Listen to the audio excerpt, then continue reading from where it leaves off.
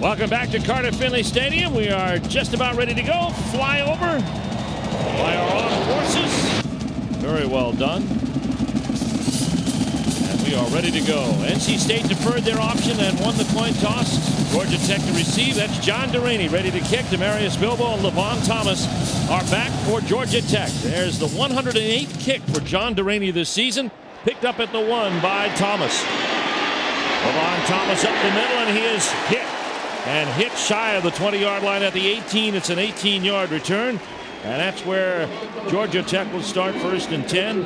And Reggie Ball coming out at quarterback. The sophomore out of Stone Mountain, Georgia. As Mike said, 10th in efficiency in the ACC. You've seen the interceptions are quite high. And Chan Gailey is saying we're still looking for answers after 20 Reggie Ball starts. He'll have to have some answers today because he doesn't have P.J. Daniels, the ACC's top running back, in his backfield. And you mentioned the sea of red here, Carter Finley. I mean, this place is impressive. And the worst thing you could do is turn it over early. On the snap, out of the shotgun, Mario Williams in pursuit, hit him. Ball is loose on the ground. It's ruled incomplete. But Mario Williams was all over Reggie Ball. And I guess Reggie Herring has set the pace. He's going to send the attack dogs early. Well, there was some movement. Leon Robinson, left tackle. Seemed like he moved a little bit. He got caught off guard. And inside, I mean, nothing special about that. Free runner.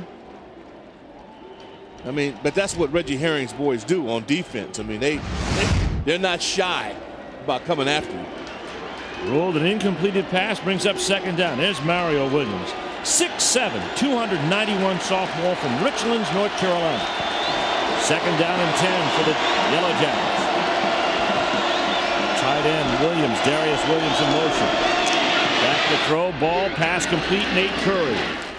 Brought down by Devontae Edwards after a 6-yard gain. Let's take a look at our Chevy starting lineups. You take a look at Georgia Tech and key guy Calvin Johnson. What a freshman year he's had. Chris Woods, Jimmy Dixon, Nate Curry, Darius Williams, the backs and receivers. Up front, Andy Tidwell Neal, the veteran. He's moved over to the center spot. Leon Robinson, a good left tackle. Matt Rhodes, Brad Honeycutt, and Kyle Wallace. It's hard to believe that young man was at Shady Creek High School a year ago this time. 3rd down and 3. Ball back to throw for the 3rd straight time. Zips it in, complete to Nate Curry for the 1st down. And up over the 41-yard line. It'll be a gain of 16 on the play. The tackle made by Andre Maddox. Steve, that's exactly what they've got to do. Get the ball out. Doesn't have to be a long pass, but it's got to be short. Guys like Curry got to make people miss. NC State's defensive line. You saw Mario Williams get another tackle for loss. Manny Lawson, DeMarcus Tank Tyler, and of course John McCargo. The linebackers led by Oliver White, 6th in the ACC. Pat Thomas, Stephen Tulloch are very good. And then the secondary, Andre Maddox, Devontae Edwards, Lamont Reed, and Troy Graham at the free safety spot. 1st and 10, Georgia Tech at their own 41-yard line. And off inside goes to Chris Woods. Not much there. And snuffing it out is big John McCargo, the 289-pound sophomore from Drakes Branch, Virginia. As much as we talk about speed of the NC State defense, is Tank Tyler and McCargo, those guys in the middle, I think that's their spine. And when those guys can give you good pressure up the middle, they can take away the run, good gap control players, and it allows those werewolves to come off the edge and stifle you with pressure. So those are the 2 guys that I put my most stock in, those 2 tackles. NC State, the best defensive team in the ACC and number 3 in NCAA football. Stepping up, ball hit as he threw, pass incomplete. But boy, all kinds of pressure around Reggie Ball that time. He was going for Calvin Johnson. Violent. Yeah. I mean, that is just violent. What Tech understands, because they practice against their defense, and Johnson Nuna's group we'll get to see a little bit later. But what Chan Gailey understands is that Reggie Ball will be tested today, as well as Davis, Ford State. Courage. But you have to have the courage to stand in there and take this heat. Calvin Johnson, the key receiver today, I would think. He's got size over the smaller defensive backs of NC State, but this is 3rd down and 9. First possession of the football game. That's Curry in motion, and they'll stack the receivers to the short side. The pass overthrown, intended for Woods. And Manny Lawson in hot pursuit of Reggie Ball. That's what we see P.J. Daniels in his absence. When I talked about being creative, that's a little swing that can replace a sweep, but you got to hit that. And the pressure that time forced them to go wide with the ball. That's a great indication of what Reggie Harry's group will do to you. It will not be easy for Reggie Ball to get up over those two defensive ends at 6'5" and 6'7". This is Ben Arndt back to kick for his 47th punt of the season. Arndt gets a line drive. Tremaine Hall will let it go, and it goes out of bounds. And the Wolfpack will take the football over at the 25-yard line. So there's the punt for Georgia Tech. They move the ball up to the 40 and then dry up at that point, and the Wolfpack coming back out onto the football field. And of course at the helm is Jay Davis, the junior out of Clearwater, Florida. We've got a timeout on the field. 12:43 left in the first quarter of play. Reggie Ball looking at a lot of red shirts this afternoon so far. 5 of those 11 interceptions came a week ago at Clemson. 1st and 10 at the 35, and Tech is all over this play. But Davis and Lynch, and the pass, it is complete. Butler making the tackle. The pass complete to Lamar Barrett. I don't know if that was in the plan, Doc, but boy, Jay Davis made it work. Well, give Noel Mazzoni a lot of credit on that. If he drew this up, I got to give him a lot of credit. Here you see, now watch, inside release, little turnover. To him, the receiver, Barrett, is normal. It's just a good throw and catch. But the action on the play is what kind of froze John Tenuna's Yellow Jackets. Only team in the ACC without a touchdown on their opening drive this season. Well, they're heading toward the red zone right now. Here's the handoff, McClendon, and the ball pops loose. Who's got it? Looks like NC State has picked up the ball, but McClendon was hit as soon as he got the handoff from Jay Davis. Blew him up. Oh, yeah. And that's the same action that the Yellow Jackets had on the first play. Take a look at this NC State offense. Tremaine Hall could figure today. T.A. McClendon, who just carried. John Dunlap, true freshman receiver. Lamar Barrett, who just picked up 48 yards. And the tight end, who they throw to a lot, T.J. Williams. Chris Colmer, a 6-year eligible. Newby, Lathan, and Holt are first-time starters with John McKeon for the Wolfpack. A loss of 3 on that play brings up 2nd down and 13. Davis, quick throw to Washington. Bobby Washington into the flats, gets inside the 20 and down to the 16-yard line. Lamar Barrett, again, Barrett, good block on the outside for a wide receiver. Jarris Wilkerson on the top. Stop. Let's take a look at the rest of that Georgia Tech starting lineup. Eric Henderson, 18 career sacks. Savage. Oh, he is. Mansfield Rado, Joe Anoa'i, and Travis Parker. Jarris Wilkerson just made that tackle. K. Michael Hall and the human torpedo, Chris Reese. And then DeJuan Landry used to be a quarterback. He's a DB now, and a good one. Reuben Houston, Kenny Scott, and James Butler, the quarterback of them all in the backfield. An 11-yard gain sets up 3rd and 2. Pass batted down. And that is going to be Travis Parker, the junior from Hacienda Heights, California, and the roommate on the road of Eric Henderson. Parker get his hands up. I don't know why, Rado, you talked about that defensive line. Good defensive linemen. If they can't get in, they get up. And it's about understanding where the quarterback is, taking away those passing lanes. And that stat holds true once again on NC State offensively. And their failure to score a touchdown coming out of the block. That's right. Their first drive, Deraney on to kick the field goal. This will be a field goal try of 34 yards. Out of the hold of Chris Young on 4th and 2.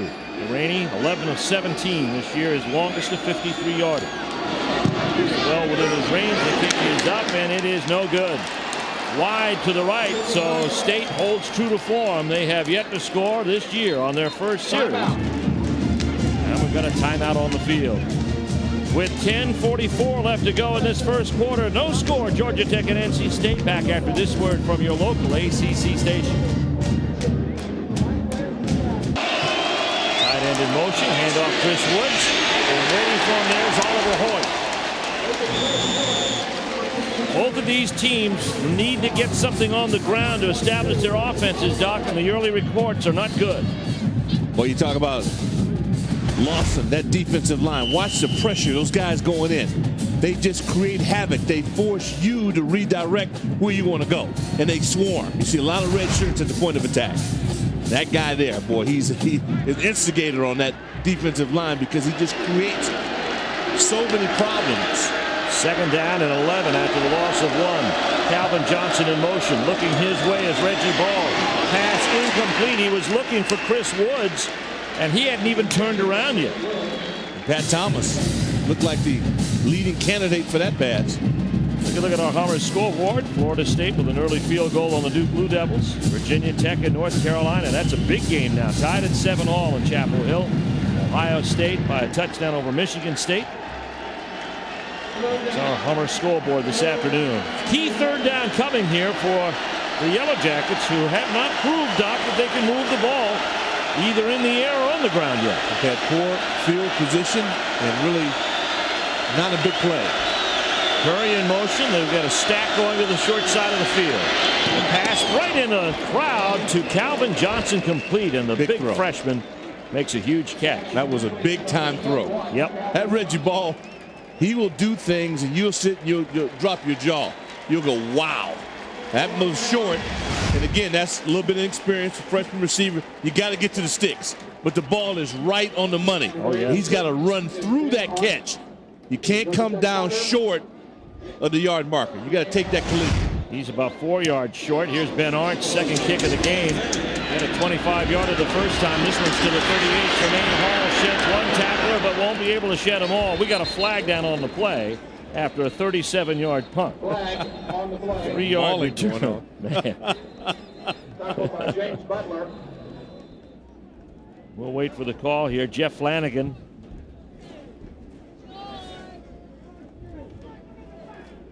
There's the penalty. It's going to be rolled off against NC State. They're the most penalized team in the ACC. During the return, illegal block in the back, 25, receiving team. 10 yards from the spot of the foul. First down. Well, yesterday we had a chance to ask Coach Chuck Amato about his keys to this game against Georgia Tech. Win the turnover battle. We've got to protect the ball. Penalties, foolish penalties, and we've got to dominate the kicking game. Foolish penalties. They just sustained one on the kicking game there, and we're getting ready for this first play of this drive. 1st and 10 from the 26. It's hard to overcome. There's no need for it. This time it deprived you of some pretty good field position, and nothing doing for T.A. McClendon, who is met in the middle of the line there. That's going to be, looks like it's DeJuan Landry. Let's head to the sidelines and Mike Hogwood. Well, guys, you know, a couple of years ago, Chuck Amato made a fashion statement with those glasses he wears on the sideline. Well, this year, it's been the shoes. Whoa. They're red and they're shiny. He wears them every game. He's the only guy on the sideline now that wears red shoes, but Chuck Amato's done it all year and says he'll do it for the rest of the season. I'm sure glad you shared those with him out of your closet. 2nd down and 11. Back to throw. Jay Davis, pass incomplete. Good coverage on the play by James Butler as he was looking for what has become a very popular receiver, the tight end T.J. Williams. Well, we love the fact that NC State does have a high premium and high regard for their tight end position. This young man T.J. Williams, since we last saw him against Wake Forest, it's really, he's come alive. Well, look at that. Last 4 games, 17 receptions. That's the game after Wake Forest. He's had 20 since then. He has 23 for the year. Hicks and Hawkins now, the wideouts. That's Hawkins in motion. Jay Davis. Pass goes out to Hawkins in the flats. It is complete to DeJuan Landry. Pushes him out of bounds at the 30-yard line. A gain of about 4 on the play. It doesn't look like a lot, but what DeJuan Landry just did was he allowed his defense to blitz, and he trusted the fact that in open space he would win. He'd win this battle. There's Reese inside 18. See the pressure. Good throw, good catch. But right there, that's defend the post. Understand you're shorthanded for secondary. Get the guy short of the sticks. Good operation. Both teams 3 downs and out as Duraney comes on for the punt. Duraney does all the kicking chores for NC State, and he gets out a nice one, a hanger.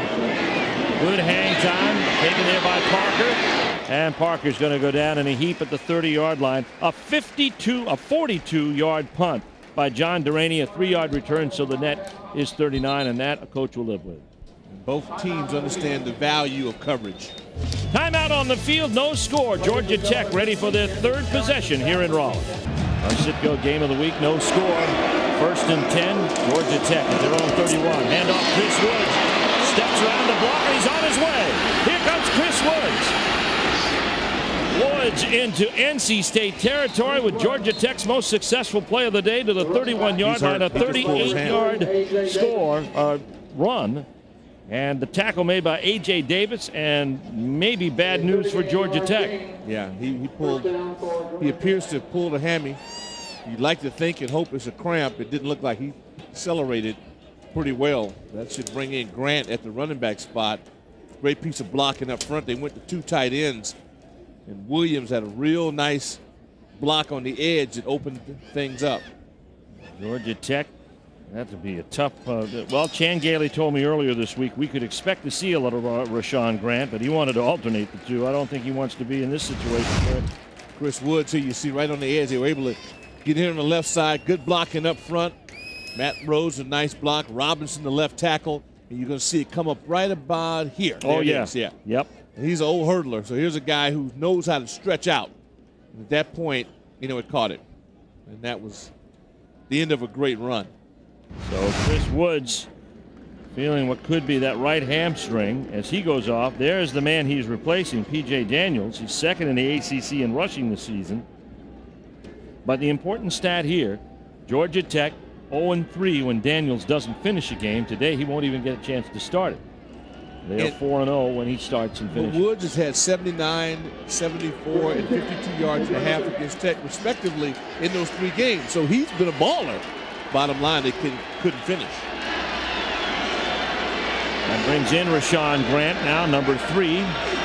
He's standing in there with pass protection. Reggie ball going upstairs for Calvin Johnson. Intercepted, Devontae Edwards. A Wolfpack get a turnover at their own 5-yard line.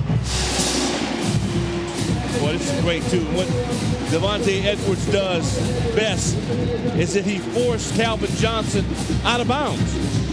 He restricted the field of play. And that's, again, Johnson's youth. You can't let a corner bully you out of bounds. And then he slipped at the end where he would have defended the pass better, may have blocked it down. But that's where experience of a senior takes over. It's a good throw, good pass protection, and again, just great play by a corner who used his head. Great camera work. I think that was Lance Stewart right down there inside the 10-yard line. Are you kidding me? 1st and 10, T.A. McClendon. And McClendon gets out over the 10-yard line with his best run of the day. K. Michael Hall in on the tackle along with Reuben Houston. There's T.A. T.A. McClendon with 32 career rushing touchdowns. He's 3rd in NC State history behind Ted Brown, who's got some 49 on the season, 5.1, but keeping him healthy has been always the question here in his 3 years at NC State. Gain of 7. Ends up 2nd down and 3. High snap and a fumble in the backfield. Georgia Tech may have this one. And it just continues. The beat goes on. Henderson comes up with the ball. It's a turnover. Georgia Tech comes up with it inside the 10-yard line. It all started with a high snap. This is their 3rd offensive center they're using here at NC State. But again, Davis there makes it, he secures it. And there's a toss. You know what? And again, down the road, experience will tell him when I'm backed up and I don't have good field position, sometimes take the knee, forget about it. Give up one play to negate a turnover. Now wait. Now they're saying incomplete pass. Look at Chan Gailey. They're saying incomplete pass because it was not a handoff. It was a shovel, they said. Well, that's a great play for them. But still, I don't like the idea. They turn the ball over far too often to even get in the gray area. Protect your defense. What a critical play. Hawkins in motion. NC State's got it back. Pass to the flats. Complete to Washington, and he's got the 1st down. Boy, there's smacking going on there. Kenny Scott. Wow. Oh, man. There's another look at the play. They say this is a incompleted forward pass. Yeah. Well, we could debate it, but it's mute because the play goes on. Let's go to the sideline. Mike, what's the call down there? Well, I'll tell you one thing. First of all, Chan Gailey is still upset at the officials about that call. and they claim, as you said, it was a forward pass. Some bad news for Chris Woods. He's likely out for the rest of the game. He tweaked that hamstring in practice and hurt it again today, as you saw, and likely they won't have him the rest of the day. Jay Davis back to throw. Call tipped by Parker. It is ruled incomplete. The human torpedo, Chris Reese, had all kinds of pressure on Jay Davis, and Parker almost. Well, he almost had his spine snapped in half. And this kid here, 18, if you love football and you want to see a guy who plays all out every play, you're looking at it. Chris Reese, cyborg. Monster. And, you know, we got so many of them in this ball game. But these units on defense are a piece of work. I'm telling you, there's going to be pressure all day. Here's the pitch to McClendon. Tucks it under and carries tacklers out to the 29-yard line. It's going to be a gain on the play of 12 yards and another first down. And we got a flag down on the play at the 31. And this one's going to call this play back. Another key penalty on NC State. Oh, that's too bad. John McClendon, right guard, had a whale of a pull and the block. The big fella lumbering downfield, knocking Yellow Jackets around, and again, mistakes. Boy. NC State complicates the issue with their defense. Man, they just got to. They play smart Play ball. made a first down. After the play, personal foul, unnecessary roughness, number 70, offense. Penalties half the distance to the goal. Still first down. Chris Colmer with a little extra hit. Now it's still first down, but field position is denied as they back it up to the 15-yard line. And not all unnecessary roughness calls are bad. You know, sometimes it's good to get a little spice going. But see, that's bad because it's too late. And I like Chris Colmer. I mean, he's an animal. This guy goes after. I like the way he plays the game. But you have to play the game from the neck up. And NC State's offense right now, they're killing the defense. First and 10, inside handoff. Hawkins hits the corner. Chris Hawkins driven out of bounds by Kenny Scott. Nice gain on the play of 29 yards. Well, the Wolfpack break out of the hole. That'll make Chan Gailey even madder about that call. Yeah, I'll tell you what, Sterling Hicks, receiver. I love the little guys on the edge, receivers who block. So you get the action. D. Colmer comes back, nice down block. And then right there on the edge, the reason you don't see any Yellow Jackets is because the seal block inside by Sterling Hicks. Good piece of blocking on the edge. First and 10. Ball at the 43 of NC State. That's Richard, the tight end, in motion. Play action for Jay Davis. That freezes the linebackers. Oh! He missed through the ball to Sterling Hicks. Hicks was out there in the wide open. Boy, that was a great action. I'll say this. You talked about what Noam Mazzoni thought he had to do today and misdirection, change the direction to stop a defense that flies to the ball. But he's been smoking because they had all the action working that gave him the results. They just didn't connect. Yep, the play action got Georgia Tech to respond one way, and they were able to come back, and they had that wide open. Second down and 10. McClendon the setback. Richard in motion. The pitch to McClendon, and he runs into a stone wall. Butler, Landry, and Anawai. Woo, they brought the hammer on that one. Oh, did they? Let's take a look again at our Hummer scoreboard. Another Seminole field goal against the Duke Blue Devils in the first at Tallahassee. No change in that score in Chapel Hill. Darian Durant's last home game. South Carolina and Arkansas going at it today. Ohio State piling on Michigan State. Think Dave Burchett is happy about that? Oh, is that our temporary director? Our director, our Tim. Back to throw. Jay Davis has it ahead. No, complete. Running around. That's Dunlap. The true freshman from Hollywood, Florida, John Dunlap. With the reception, 28 yards downfield. He's clowning now. And that's what happens when the receiver starts feeling it. And Dunlap has really come on strong. Again, you get the out and up action. Ball is right on the money. And now you watch him work. See, this is what separates receivers. Get your groove on, big fella. Look at him rock and roll. That's what I like to see. 6'3", 225 pounds. This kid has the whole package. Dunlap and his counterpart with Georgia Tech. Johnson. Here comes the fake handoff to Davis. Play action. Davis. That's fake. Here he goes. And Butler will bring him down. But he gets inside the red zone to the 19, and it'll be a nifty pickup of 9 yards for Jay Davis. Tell you what, Steve, I don't have the time to tell you how difficult that was what he did. He's under a lot of pressure. He got out of it, didn't make a bad play, competed and picked up yardage. Our Red Roof inside the red zone. 33 times they've been here. 20 times they've scored touchdowns. Their first excursion down here didn't make it into the red zone, but they missed a field goal. 8-yard gain on the play brings up 2nd down and 2. Jay Davis, the junior quarterback out of Clearwater, Florida. He has heart. Kid has heart. I'm going to tell you that right now. Now he's going to call a timeout. With 3:38 left to go. He wants to talk things over. Georgia Tech lined up in a formation. He wanted to make sure of the call, so he'll come to the sidelines.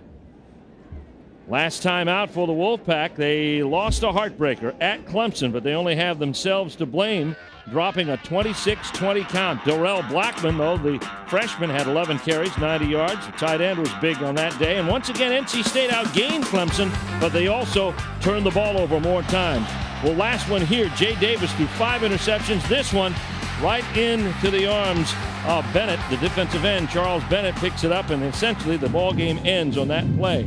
6 turnovers on the day, 5 interceptions, 23 turnovers for the season for Chuck Amato's team. They lead the ACC in that department, and unfortunately they're like 113 in turnover ratio. Well, plain and simple, they're hard-hitted.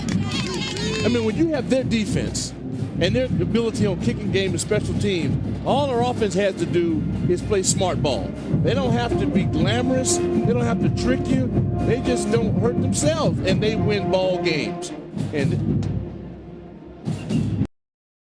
consideration provided by Gear for Sports, official supplier of ACC Championship merchandise, as well as quality sportswear available at your favorite campus bookstore. This is the 11th play of the drive that started back at the 5-yard line, and Chan Gailey says should have stopped there at about the 11. With the voice on that voice of that Milton Burrow. We got him to record that a long time ago. That was good. I want some gear wear just listening to it. There you go. Step right up. This hurts them now. See, this is taking too long. Yeah. Offense plays off of flow, off momentum. They have it going now. This is following a turnover. You want to keep pushing. Blitz is on. T.A. McClendon has the first down. Looking for a block in the corner and gets in for the touchdown. Big run. Big possession for NC State. That's getting it done. When an offense can score 7 following a turnover, boys like getting kicked in the guts and then slapped in the face. And that's exactly what they've done to Georgia Tech. And they didn't self-destruct in the process. Although they almost. Well, they tried. They tried. But a generous call on an incompleted forward pass kept the possession alive. And Delaney is on for the point after. 20-yard run by McClendon. The kick is up, and it is good. And NC State on the board. T.A. McClendon takes it around the left end for 20 yards. Look at it here. It's strong down blocks there. Good move. Watch, you see some red in your film. There it is right there. A receiver blocking again. Sterling Hicks had a heck of a drive blocking as a wide receiver. There you see Comer again, the big fella. Had one penalty but made up for it on that play, and no back goes down without a fight. T.A. McClendon, big time. T.A. McClendon gets 1,000 yards in his career in yardage made after the hit. 11-play march, 95 yards. It almost blew up on the second play of the drive, which was ruled an incompleted forward pass. And Chan Gailey is saying it should have been ruled a fumble, and his guys recovered. There you see the play blow up. Eric Henderson pounced on it, but Jeff Flanagan and his crew turned the call over and said it was an incompleted forward pass because of the flip from Jay Davis ahead to McClendon. Well, it was forward. Yep. And it could be overhand or underhand, either way you want to call it, and it's forward. 33 career rushing touchdowns. He's third all-time at NC State. As we said, Ted Brown at the top of that list. 49. John Delaney getting set to kick as Chakamoto's team has put the first skin on the board here. What TA has, Stephen, is that the power to run over you. He can also make you miss. And he's one of those guys that breaks arms. No arm tackles bring him down. McClendon, 41 of the 95 yards credited to his column, including the last 20 yards of real estate they had it covered. 3:31 left to go here in the first quarter of play, and NC State strikes first. Critical game for the Wolfpack, who have only 2 remaining after this one. Delaney. Thomas a yard deep in the end zone. Here comes Thomas, hits the wedge, and is brought down at the 29-yard line. There is a flag down on the play. Strong run. 30-yard run back. Let's see what the call is going to be. Strong run. If it's not against the Jackets, then they benefit from this. Ooh, it's against NC State. The third penalty against the Wolfpack this afternoon. They play hard ball. Yeah. Hard to win. During the return, personal foul, face mask, 27, kicking team, 15 yards from the end of the run. First down. See if we can see it. Sometimes you catch it just off effort, but you can't hold on. Yeah. I mean, you kill your chances to win. See, that's right there. You got to know that's face mask. He started his contact. Yeah, he went high, and State averages 9 penalties a game, Doc. They already have 3 for 40 yards. Georgia Tech is out at their own 45-yard line. Best field position of the day. Blitz is on by Freddie off to Oh, Oliver Hoyt really put one in Rashaun Grant's grill. Rat-a-tat-tat. Keep the pressure going, and that's exactly what they do. Again, ball right center of your screen. Big Bill with the camera shot on that one. That's pretty good. And that's the hit. That's what you want. High and hard. Loss on the play of 4. There's Oliver Hoyt. He leads all tacklers for NC State with 83 tackles. 11th equal for loss. Yeah, 11 and a half. I mean, they attack. They reestablished the line of scrimmage defensively. Wolfpack. Second down, 14, and now a timeout call by Georgia Tech. We'll talk things over here with 2:35 left to go. So you want to see how important this game is? Both teams have used a timeout in the first quarter to make sure that they don't make a mistake. That's smart. Well, both of these teams taste disappointed the last time out for Virginia Tech, or for Georgia Tech. It was Virginia Tech in town. Hokies came up with 25 fourth-quarter points to overcome a Georgia Tech 20-12 lead. Brian Randall magnificent in the fourth. Look at him here. Gets this one out to his outstanding freshman Eddie Royal, who goes 80 yards. A missed assignment, a rarity in the defensive backfield for the Georgia Tech Yellow Jackets. And, of course, Randall will throw this point after touchdown pass as he was getting hit. Richard Johnson right in the lip of the end zone. He catches the ball. That would tie the ball game up. And then Virginia Tech never looked back as they defeated Georgia Tech 34-30. Brian Randall, we see it every week. I'm telling you. Playmaker. I mean, he just... And there were a lot of comparisons this week. We talked with Reggie Herring and the problems that he faces defending a Reggie Ball. And their attention is on number 1 today, much the way it was against Brian Randall against Virginia Tech. And Reggie Ball will get to that point. I really believe that he can get to that point. You see Reggie Herring again. He's a guy that if you play defense, I think you want to hook up with him. Same thing with Tanuna. 2 of the best at what they do are in this ball this afternoon. Sophomore from Stone Mountain, Georgia, brings him out. Second down and 14. Back to throw, has protection. Blitz is on. It was picked up, intended for Levon Thomas. State sent the safety blitz plus one other. Late. They sent it late. Yep. You have to capitalize on this. When you block Mario Williams and Manny Lawson, and you keep them off your quarterback, he's got to complete the ball. Yeah, call it a success. Absolutely. You got everything you need. There you go, buddy, because they're coming. Yep. And that's why you got to give Kyle Wallace, Leon Robinson of the Yellow Jackets a lot of credit. They're doing a good job. Third down, 14. Georgia Tech trailing by a touchdown. Blitz is on again. Pass complete. No. And it's not complete because Troy Graham tried to separate LeVon Thomas's head from the rest of his body. Woo! Wow. Boy, they're bringing the fungo bats out in this one. And you know what? It doesn't matter, because if you get it, you're short of the sticks unless you can make a guy miss. So that's defense. They knew they had about 8 yards before the sticks. You're throwing underneath where you need to be. My deal is that if you're going to go for it, go for it. Ralph Blackman back to get the kick of Ben Arndt. He'll let it go out of bounds. And Ben Arndt with his third punt of the day. And it's going to be a 33-yard punt, and it'll set up NC State at the 27-yard line. The pressure they put on you forces you to throw underneath on third down. That's twice now. Even if you get the completion, you still have to punt. So you might as well try to get the seams, throw some 8s and 9s, and threaten them and try to get it all. Because that underneath completion, you get stats, but you will be punting. Exactly. Second in NCAA pass defense. They're number 1 in total defense. Right now the Wolfpack on offense. 1st and 10 at their own 29-yard line.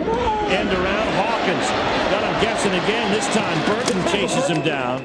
Not much of a gain. That play to Hawkins has been successful, but this time that kind of orbit sweep didn't work. Well, Kenny Scott, the corner, they're well schooled. You see Burton, they don't give up ground. They go through film study. They understand tendencies. And it's tough because NC State does a lot of things to make you think. Well, the Yellow Jackets do a pretty good job at thinking. Chris Hawkins, a sophomore for NC State out of Henderson, North Carolina, which is not too far north of here. Gain of about 1. 2nd down and 9. In motion. Mark Barrett. Back to throw, a semi-screen, and it is intended for Hawkins, but wisely moving over to defend is defensive end Travis Parker. Tell you what, Travis Parker did a great job there of watching things, not being sucked in, but playing the defense. You get a chance to see him. Here he is right here. Now watch this. Goes over here. Oh no, he's coming back under, so I'll follow him. Do I have him here? They double up on the primary guy. That's a great call. Again, great schooling, John Tanuna's group. These guys are playing strong from the neck up because they figured it out, followed their assignments. Outstanding play. 3rd down coming in about 9. NC State 2 for 4 on 3rd down conversions today. 4 wide receiver set. 5-man rush. Pass complete. Brian Clark. Don't think so. No, he's short of the 1st down, and State guilty of the same crime that Georgia Tech had. Yeah, receivers, quarterbacks. You know, if we're going to go through all this and get hit anyway, we might as well get the necessary yardage to keep the drive alive. All you're doing is padding stats and punting. But it's the pressure that both teams are bringing. Well, it's also the receiver has a responsibility to get to the yard mark. Mark Logan back in punt formation. Here's John Delaney, his first kick of 42. There's Mark Logan, who fills just about every role at Georgia Tech. Delaney with the kick.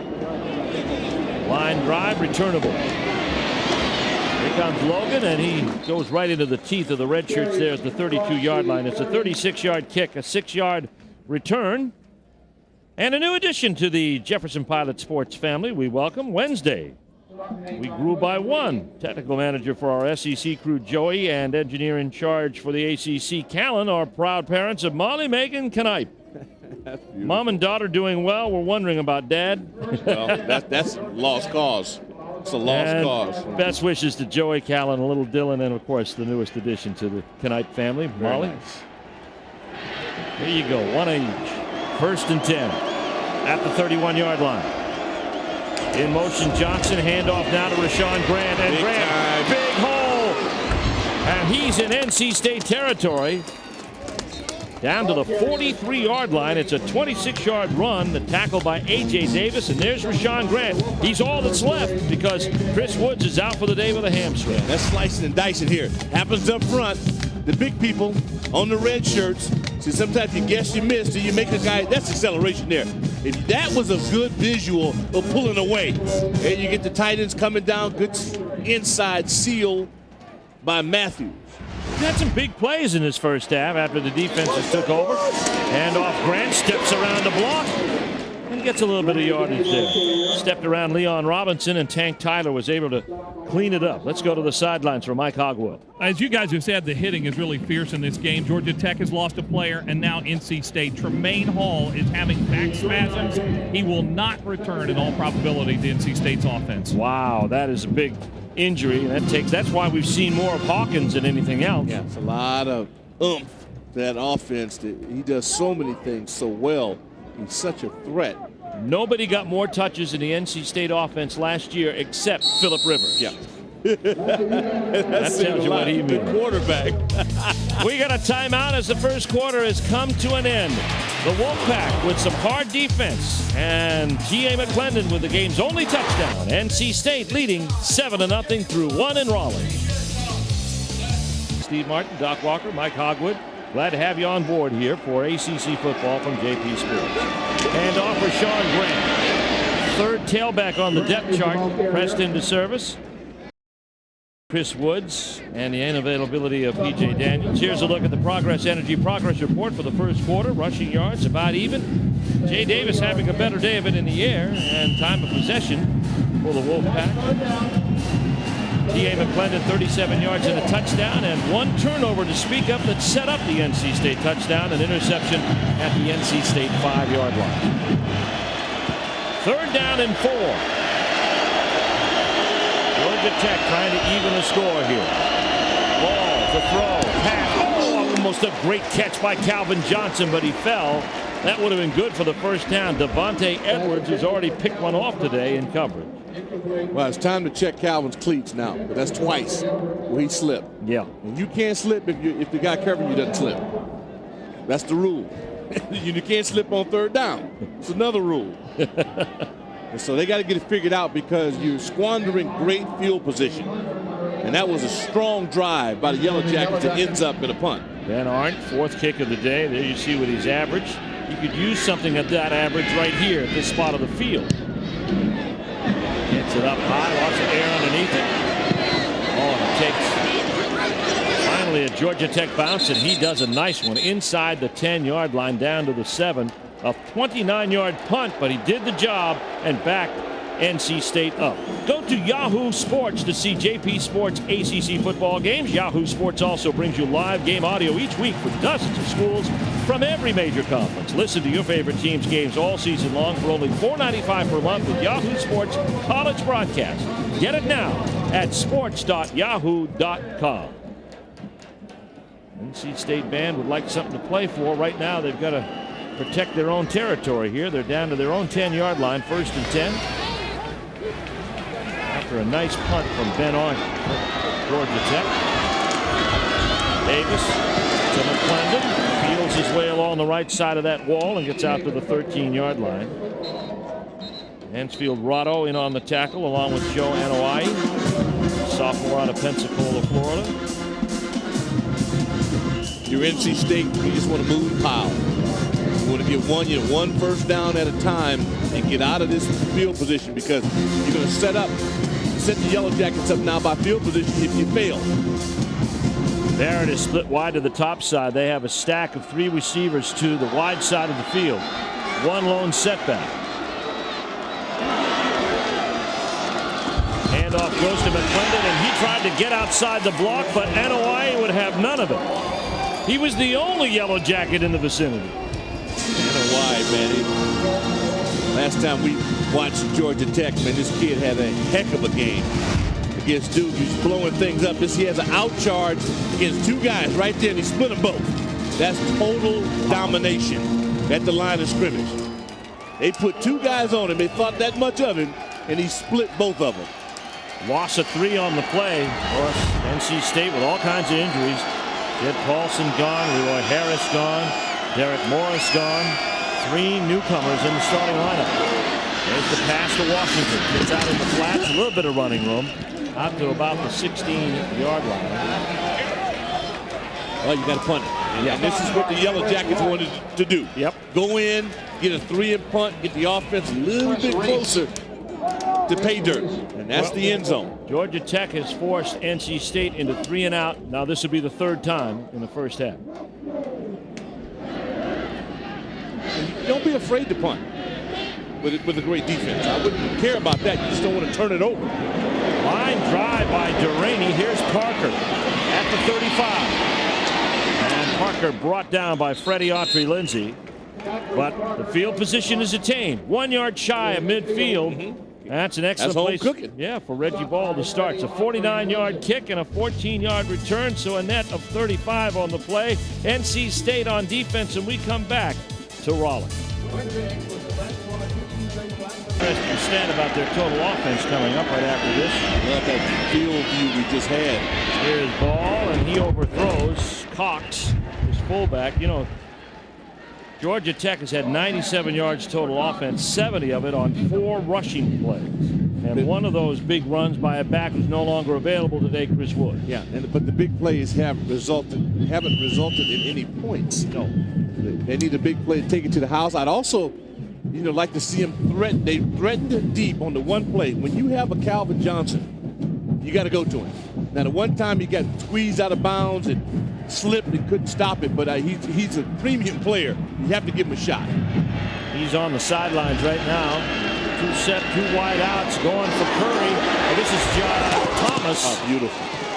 And the ball thrown right on the shoulder. A.J. Davis defending for NC State. There's LaVon Thomas. It looked good. I mean, that's the shot I'm talking about. Yeah. Because throwing underneath and having to punt doesn't cut it. You're not going to beat anybody that way. That was close, and that ball was there. Yeah. I think that's a great throw by Reggie Ball. You want your young quarterback to be aggressive but be smart. It can't be any better than he just threw that. Ball has had incompletions last 5 times. Well, he's got to have some help now. There's Thomas. Calvin Johnson back into the ball game.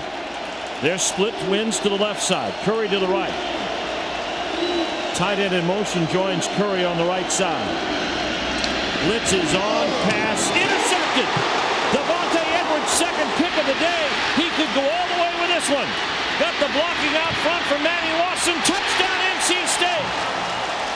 We had a flag down. That's a great effort by Ball. Flag down at the 14-yard line. May call this back, but it won't take away the possession. Tell you what, boy. Ball gave you a phenomenal effort. So hold against NC State. NC State. Oh, my goodness. Living with prosperity, not in their dialogue. They don't care about it, buddy. After the interception, during the return, holding number 91 on the intercepting team. But that's 10 yards from the spot of the foul. First down. Reggie Ball earned the hold because of his tenacity. Yeah. A lot of quarterbacks, down and let it happen. Now let's find out what happens here. Stack receiver side. You see Johnson comes in, and that's his bad throw. Now the pressure does that. Pressure bursts pipes. Now this point on, now it gets interesting. Devontae Edwards going, and there you see 91 Lawson trying to block, trying to do his thing. Let's see if we get right there. Yep. Pull the cloth. Yep. And that's where I say Ball deserves credit because he forced that. But NC State now in perfect field position inside the 25-yard line to the 23 of Georgia Tech on Devontae Edwards' second pass interception of the day. He just refused to be picked on that one. Play action, double fake. Now Davis scrambling, and he won't get out of it. Tackle made by Darrell Richard. He's a true freshman out of Destrehan, Louisiana, suburb of New Orleans. There he is. Second down, loss on the play. Second down and about 1. Richard, 2 tackles for loss. That's his 3rd of the season. He backs up Mansfield Rotto at that defensive tackle spot for Georgia Tech. Second down coming. Wolfpack trying to take advantage of this turnover. They've already scored on 1. Split. 3 wide receivers out to the right side.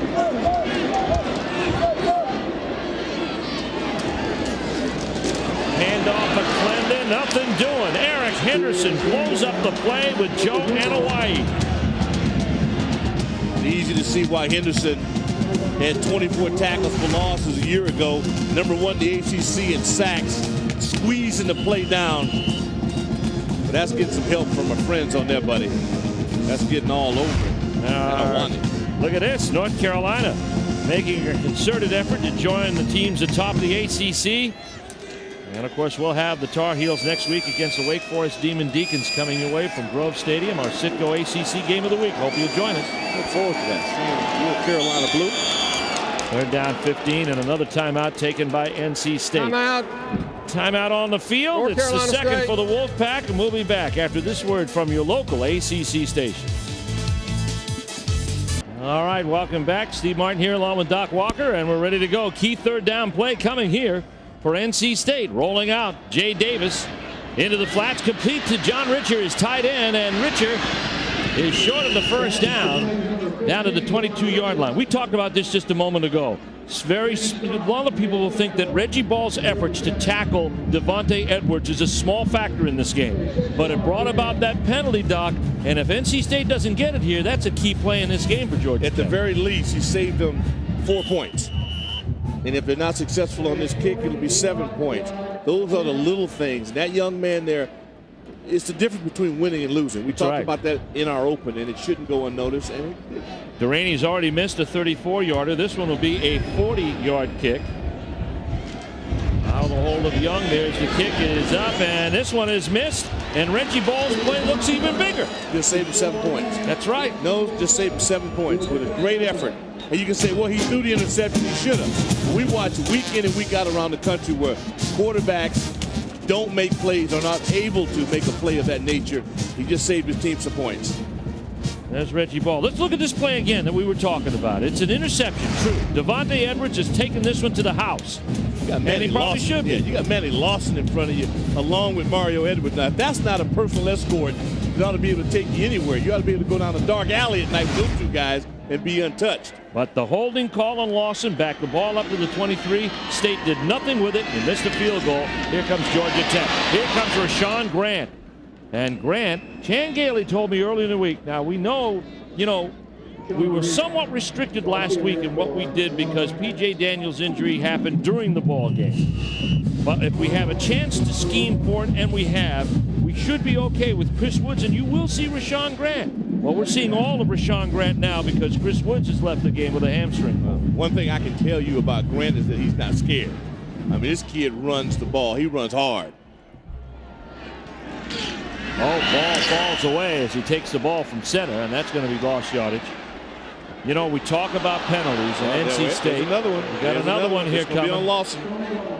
77 penalties this season. They had 2 touchdowns called back against Clemson last week because of penalties, because they didn't have enough men on the line of scrimmage. After the play, we're going to have offsetting fouls, personal fouls on both teams. 91 defense, 47 offense. Penalties cancel. It's third down. See, I hate that call. Make a decision. Yeah. Find the guy who's at fault and penalize his side of the ball, because that does nothing. And if the guys are talking trash, it's one thing. If a guy hits a guy or does something face to the head, you see that both guys there. See, I would have. I would have flagged Georgia Tech. But they initiated a call. Right. Well, then do it. Nope. 1 of 6 on third down. Georgia Tech. That's how well NC State's playing defensively. This is a 3rd and 6. Back to throw ball. Pass incomplete, and he was being tackled there by Lamont Reed. I tell you what. Lamont Reed on the tackle. That's as close as you can get to not being flagged and covering the guy, because he ate him up. And that's the confidence that the Wolfpack play with. Their defense, buddy, it's a piece of work. It really is. Here you got your pressure up front, and there you got you. I mean, he's all over it. Yeah. Van Arndt is on for the 5th time to punt. Oh, and he got a rocket out of that one. Wow. There's the return, and he's knocked out at the 35-yard line. A 48-yard kick. There's extracurricular going on the sidelines. It was a terrific punt under pressure, and I like the return. Every yard helps you. There's the 48-yarder for that man, Ben Arndt. A 10-yard return for Darrell Blackman, and a flag down on the play. It looked a little rough on the sidelines after he was out of bounds. Jeff Flanagan's going to sort it all out. During the return, illegal block in the back. Receiving team, 10-yard spot of the foul. First down. Back to the 20-yard line. So that takes the fan's going. He's watched this all year. He's going, you kidding me? this one for a change. This is real, folks. This is winning and losing. Yep. I mean, the Wolfpack, can you imagine how good they'd be if they realize this? You know Chuck Amato's preaching it, but the guys have to get it, and they have to play smart ball. 1st and 10. NC State at their own 20-yard line. Here's the pitch. It's Washington. Washington tries to turn the corner, but James Butler says no. And the man who calls all the shots in that defensive secondary, and a guy who probably will wind up playing on Sunday afternoon, James Butler, a senior from Climax, Georgia. Special. 48 tackles coming in. He's a special player. Academic All-American. Kids up for the Thorpe Award. He's a special player. And if this, as if matters, weren't worse in terms of injuries, yeah, that's Jarris Wilkerson. Gailey looking on. NC State looking at 2nd and 11. Tabubu Anyansi is the middle linebacker now for Georgia Tech. Rolling out, play action. Davis steps up, fires. It is complete to Lamart Barrett. And he is very close to the first down at the 31-yard line. Oh, he's playing. Both quarterbacks are competing. There you get the action. See, the action is to get that free-flowing defense out of the way. He has to avoid big Coleman, his big tackle. And then you watch good stem. Now come across, find the quarterback. So he's checking there for space. Good catch. They credit him with an 11-yard gain, make it first down. There's Jay Davis on the afternoon. It's a rare first down for either squad. That's right. Play action again. That seems to be working for the Wolfpack, but this time wisely throwing it away is Jay Davis. He had McClendon, but McClendon was tracked there by Michael Hall. Yeah, and he also had Travis Parker. Travis Parker had him. Yeah. I tell you what, we are witnessing, if you love defense, folks, you're at the right spot. Throw your remote away, because this is how good it is. Both sides of the ball. Ferocious. No doubt about it. The announcers for this game are selected and compensated by Jefferson Pilot Sports. This broadcast is a copyright presentation, and a use of it without the express permission of the Atlantic Coast Conference and Jefferson Pilot Sports is prohibited. 2nd down and 10 now for the Wolfpack. Hand off McClendon, nice hold. And he dances across the 35-yard line. Hall in on the tackle along with Burton.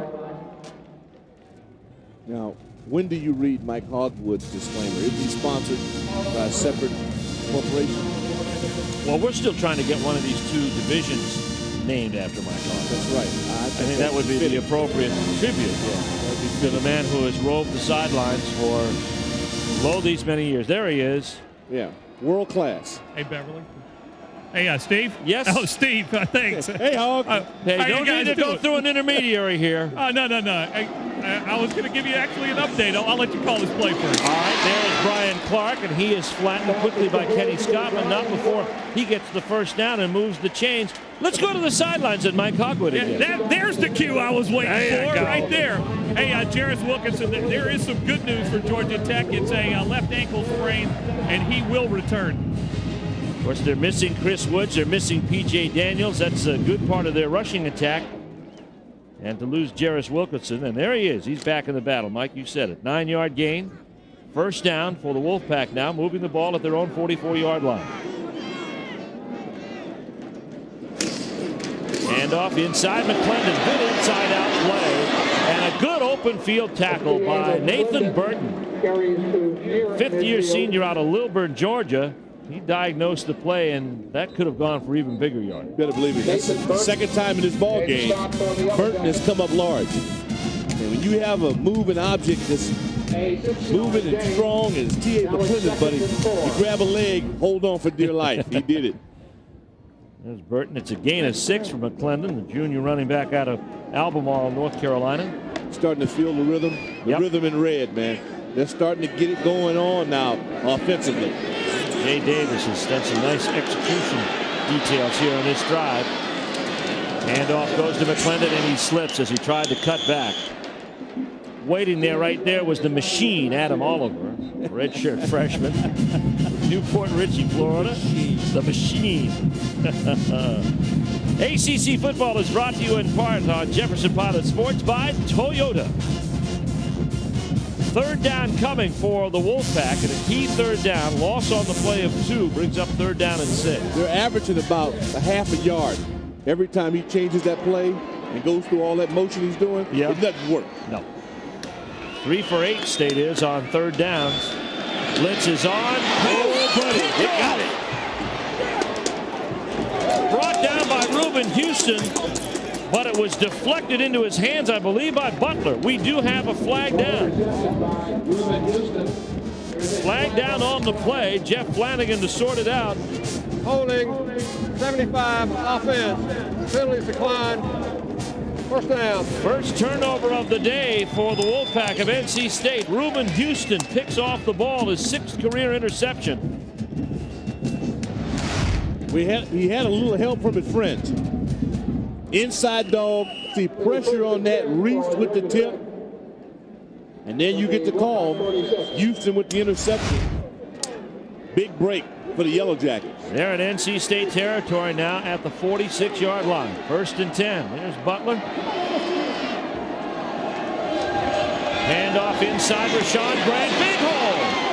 And he moves it to the outside. Now comes back to the inside the 20. Brought down at the 14-yard line. It's a 33-yard gain for Rashaun Grant. Oliver Hoyt in on the tackle. What a play for Grant, the redshirt freshman from Tampa, Florida. I told you he's not scared. He's taking advantage of an opportunity. You can't schedule opportunity. Good hit there by Matthews. He opens it up. Now you're going to watch a little shake and bake coming up right there. See, he gets past people, lowers that shoulder like the late, great Walter Payton would do. Finish the play with authority. And there you see it right there. Georgia Tech in the red zone at the 16-yard line. Grant with a handoff, has some running room at the 10, and then it quickly closes down. Lamont Reed, Pat Thomas.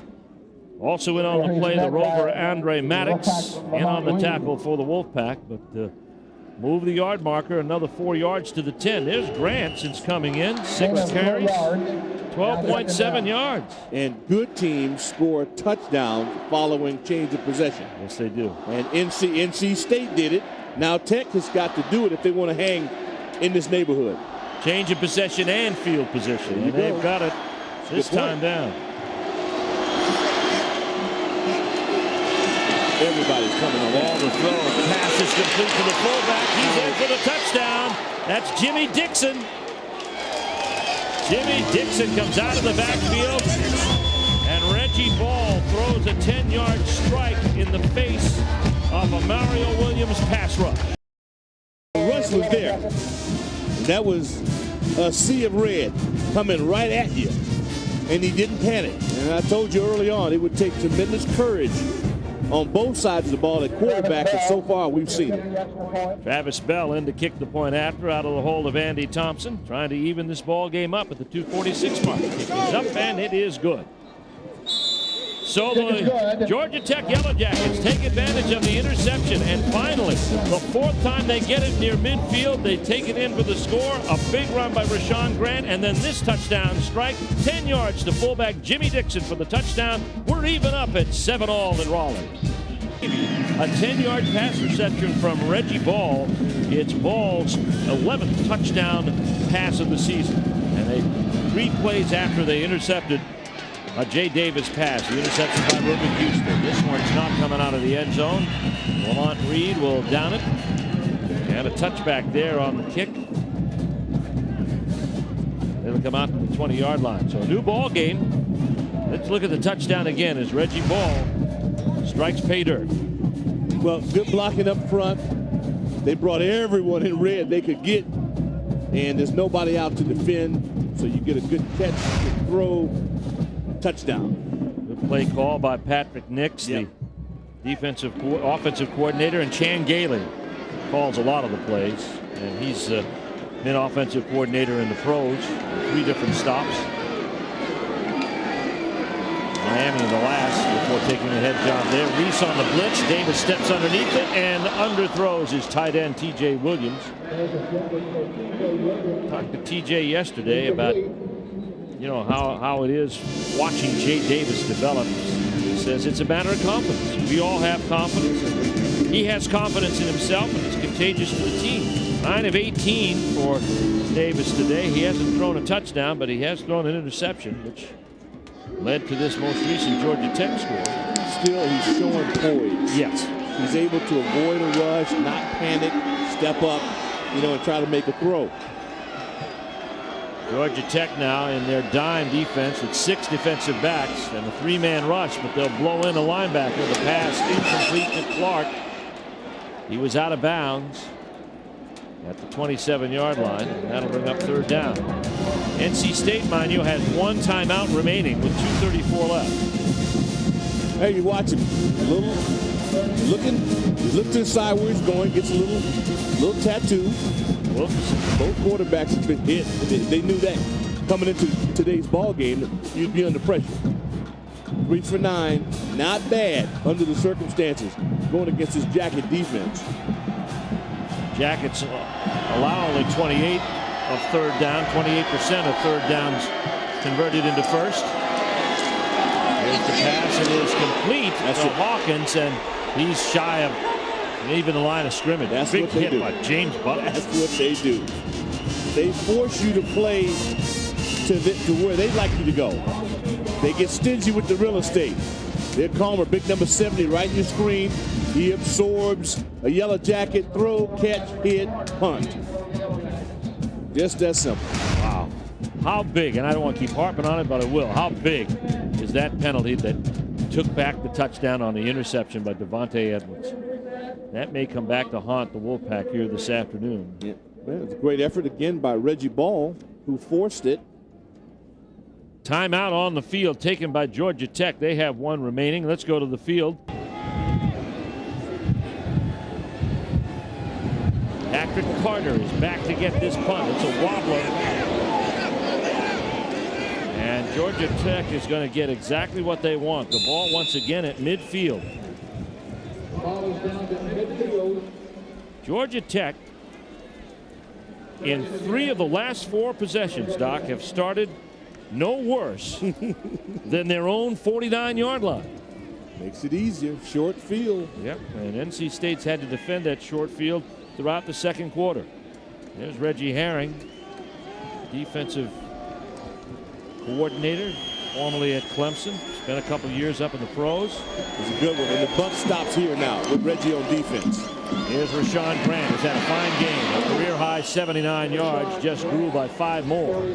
He slipped on that. They didn't stop him. Nope. He tripped. He gets it into NC State territory at the 45. Reggie Herring. Excuse me, Steve-O. Reggie Herring came in, and they had that co-coordinator by committee. You know, Chuck Amato was still involved. Everybody's involved. He came in and said, hey, it goes through me. Yep. And I wouldn't want to answer to him if I failed. I mean, this guy. Sure. So they've responded to him. He's done a phenomenal job. Georgia Tech will use its last timeout as Patrick Nix will talk things over with Reggie Ball, and Chan Gailey will be involved in that discussion. Let's go back to the sidelines now and Mike Hogwood. Well, you see Patrick Nix in that blue shirt there talking to Reggie Ball. On the last series over on the sidelines, he really was up in the face of the Georgia Tech receivers, telling them that they were being out-physical by the NC State defensive back. For the rest of this game, he said he wanted them to play really physical, and if they get a shot, they got to give a shot. He says they've got to be more physical in order to be successful today. Well, as you say that, Mike, it reminds me of the play that Devontae Edwards put on Calvin Johnson when he forced him out of bounds. Get an example of this right here. Let's show it. And there, excellent play right there. That couldn't have been a better piece of footage. A.J. Davis just threw Nate Curry to the ground. And Nate's a 5th-year senior. There's Patrick Nix. Yeah. You know, Patrick understands it, man. You have to crank up the intensity. It's 1 steak. My theory is 1 steak on the plate. Who eats? Former Auburn quarterback. Minute 45 left to go in this first half. Georgia Tech's out of timeouts now. NC State has 1 left. Levon Thomas to the top. Curry to the bottom. Double tight end on the right. Everybody's going right. Here's Levon Thomas. Heads to the corner, forced out of bounds. We have a flag on the far sideline. Forced him out of bounds. The resultant play going out of bounds and the flag on the play will stop the clock with 1:38 remaining in the first half. This sounds like it's going to go against Georgia Tech. Illegal shift, 2 men moving, did not reset. 5 yards, previous spot. Replay 2nd down. Once you move, you must stay for 1 count in your new position. And that didn't happen. We thought we were in the CFL there for a minute. A lot of movement going on. It's hard enough to take on NC State's defense, let alone to give them some help. Turned into a good block. Yeah, it did. 2nd down and 10 from midfield. Back to throw, blitz is on, ball scrambling out of it. He goes down in the grasp of Andre Maddox. A yard into his own territory. And to get away from Williams was remarkable. But they come after you in waves. Loss of 2 on the play. Yesterday we asked defensive end Manny Lawson what they've done to prepare for Tech quarterback Reggie Ball. We've had one of our receivers, DeJuan Morgan, try to mimic the quarterback. And so we, during this week, we're busy chasing him around. And I mean, those guys look very similar. And we had a hard time catching him. I just hope we don't have a hard time catching number 1. Interception on the play. It's Marcus Hudson. Hudson taking it to the house. Touchdown, NC State. There are no flags on the field. That's all you need to hear if you're a Wolfpack fan. No flags on the field. A 57-yard return by Marcus Hudson. I wondered if NC State would take their final timeout. They didn't need it. Well, you talk about the practice and chasing the quarterback all week, as Manny Lawson mentioned to our crew. Here comes the pressure. Comes on the outside, but that time, to be honest with you, that was throw and catch. That's just a bad decision because there was no immediate pressure. That was a gift. Pat Thomas was coming up inside. We got Delaney on for the point after. And the Wolfpack fans are happy as Delaney sends it through the uprights. The point after puts NC State on top here, 14-7. We've had 21 points in this game, and all of them have been set up by turnovers. The last 11 pass attempts, Reggie Ball, what a graphic here, 2 for 11 and 2 interceptions. And you want to make it hard on the opposition. This was too easy. And he was not under a lot of pressure. I mean, we've seen him under a lot of pressure, and he's been able to escape and make plays. That time, again, he gave it away. And in a game like this, it's going to be too close to give away treats. That's the 3rd interception of the day for Reggie Ball. This one results in a direct touchdown. Marcus Hudson going 60 yards for the score. And the Wolfpack on top here, 14-7. 43 seconds left to go in this defensive struggle. The defenses have come to play, and they've turned the tide for both teams. Boy, the momentum in the second quarter swung back and forth. It looked like it was headed to Georgia Tech's direction. They score the touchdown. They tie it up. They get NC State backed up in field position. It's exhausted. We have another half to go. There you go. Every score has been a result of a turnover. Yellow Jackets with 3 of them. Wolfpack with 1. But the Wolfpack have taken 2 of those 3 Yellow Jacket turnovers and converted them to 14 points. Yeah, well, there's no need to panic because there's a lot of time, but you can't give it away. Bilbo and Thomas are back. There's Reggie Ball. And look at he's gripping the finger of his throwing hand. Dislocation is usually the case. He's strong, though he's a tough guy. I'm sure Mike Hogwood will give us the exact nature of the injury. And Delaney kicks it out of the end zone. There'll be no return here with 43 seconds left to go. And the ball will come out to the 20-yard line. Now let's see how effective Reggie Ball is this time around.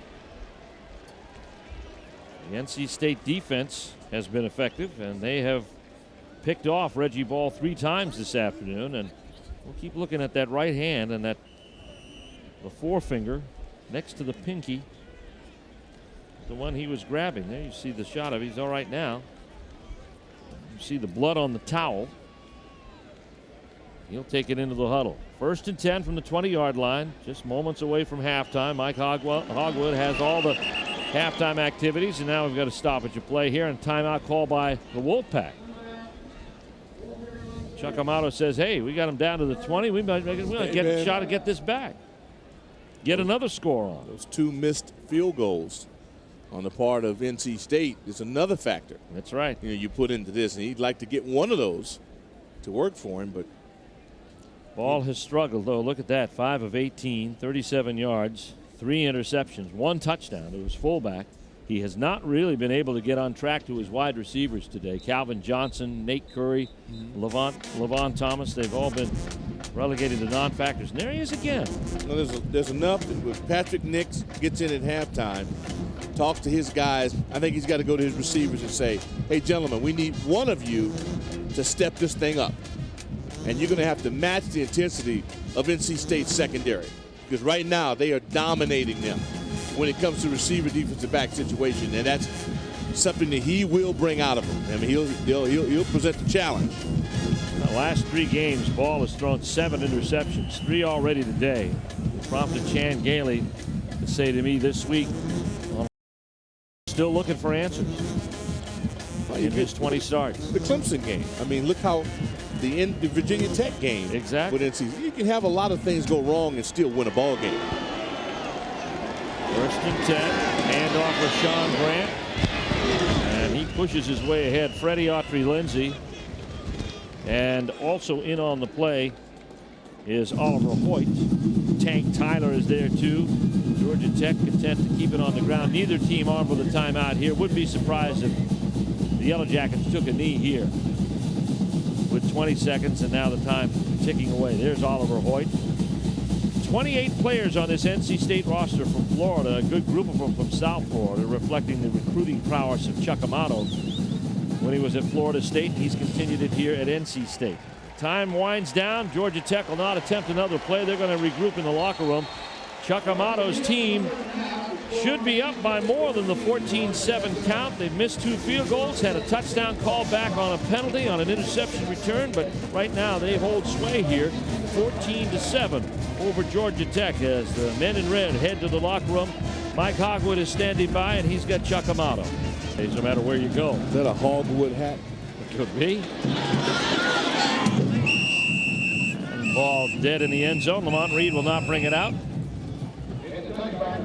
And let's have another look at our all-tell players to watch for today's game. We had Reggie Ball and Jay Davis as the guys, and our callers and online loggers say that Jay Davis will be the most effective player, and so far they've been right, really. Remember, ACC fans, visit texttoWinMVP.com and see how you can enter for a chance to win $1 million simply by using your Alltel wireless phone. There's our Alltel players to watch. 2 weeks in a row, our Alltel callers have had it right on the money.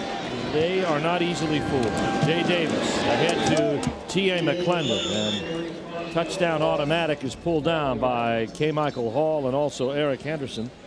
Here are the first half possessions. Again, for the 10th straight time, NC State fails to score in its first series despite a 34-yard missed field goal. You take those 2 missed field goals and then, of course, 1 interception that they had returned to a touchdown but were called back on a penalty, and they failed to score.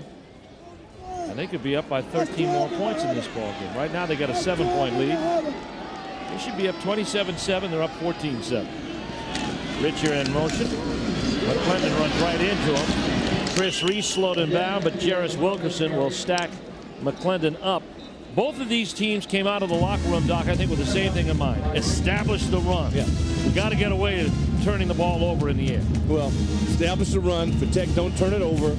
For NC State, don't be penalized. Don't give away field position. I mean, right now, that first half, as you mentioned it, they should be up. They're at home. I mean, the home team should win it. But if you give it away, it's gone. Barrett, Clark, and Dunlap, the wide receivers. Jay Davis with a screen. T.A. McClendon, it is complete. He's got the first down and more. T.A. McClendon pushes tacklers out at the 46-yard line. It'll be a gain of 24 yards for the young junior from Albemarle, North Carolina. Big time run. Chris Calmer at the end. I mean, I love guys down, big guys who get downfield and throw blocks. But it's borderline. You know, you can't afford to risk it at the end of it. Now, T.A., I mean, the guy's a big time player. Nice call, good patience, good influence block right there. And then you get a block. Again, the receivers have been doing a good job. Barrett, and there at the end, Calmer comes in and could have been called for a late hit. 1st and 10, handoff. This is going to be Davis. Reggie Davis is sophomore from Tallahassee, Florida. Straight ahead, maybe a yard or two. Travis Parker in on the stop for the Georgia Tech Yellow Jackets. There's Travis. We watched NC State against Wake Forest. Difference between first half and second half. When they made up their mind they were going to get physical and put their offensive line to work, to task, they were a different ball club. And I think that's the personality that this team should employ. Question is, with 3 new offensive linemen starting since that Wake Forest game, can they summon that same strength from their offensive line? Here is Hawkins, and Hawkins is driven out of bounds. Now we're seeing a lot of Chris Hawkins today, and you ask why? Well, Tremaine Hall has back spasms and has only played 1 series of football. That's the first series of the game. He is down on the sidelines trying to stretch it out. In the meantime, Chris Hawkins is taking that halfback wingback position. We talked about Tremaine Hall possibly being one of the playmakers of this game. He has been in the past, but he hasn't had any influence on this game this afternoon because of back spasms. Most offensive linemen would prefer to tee off than to have to pass protect.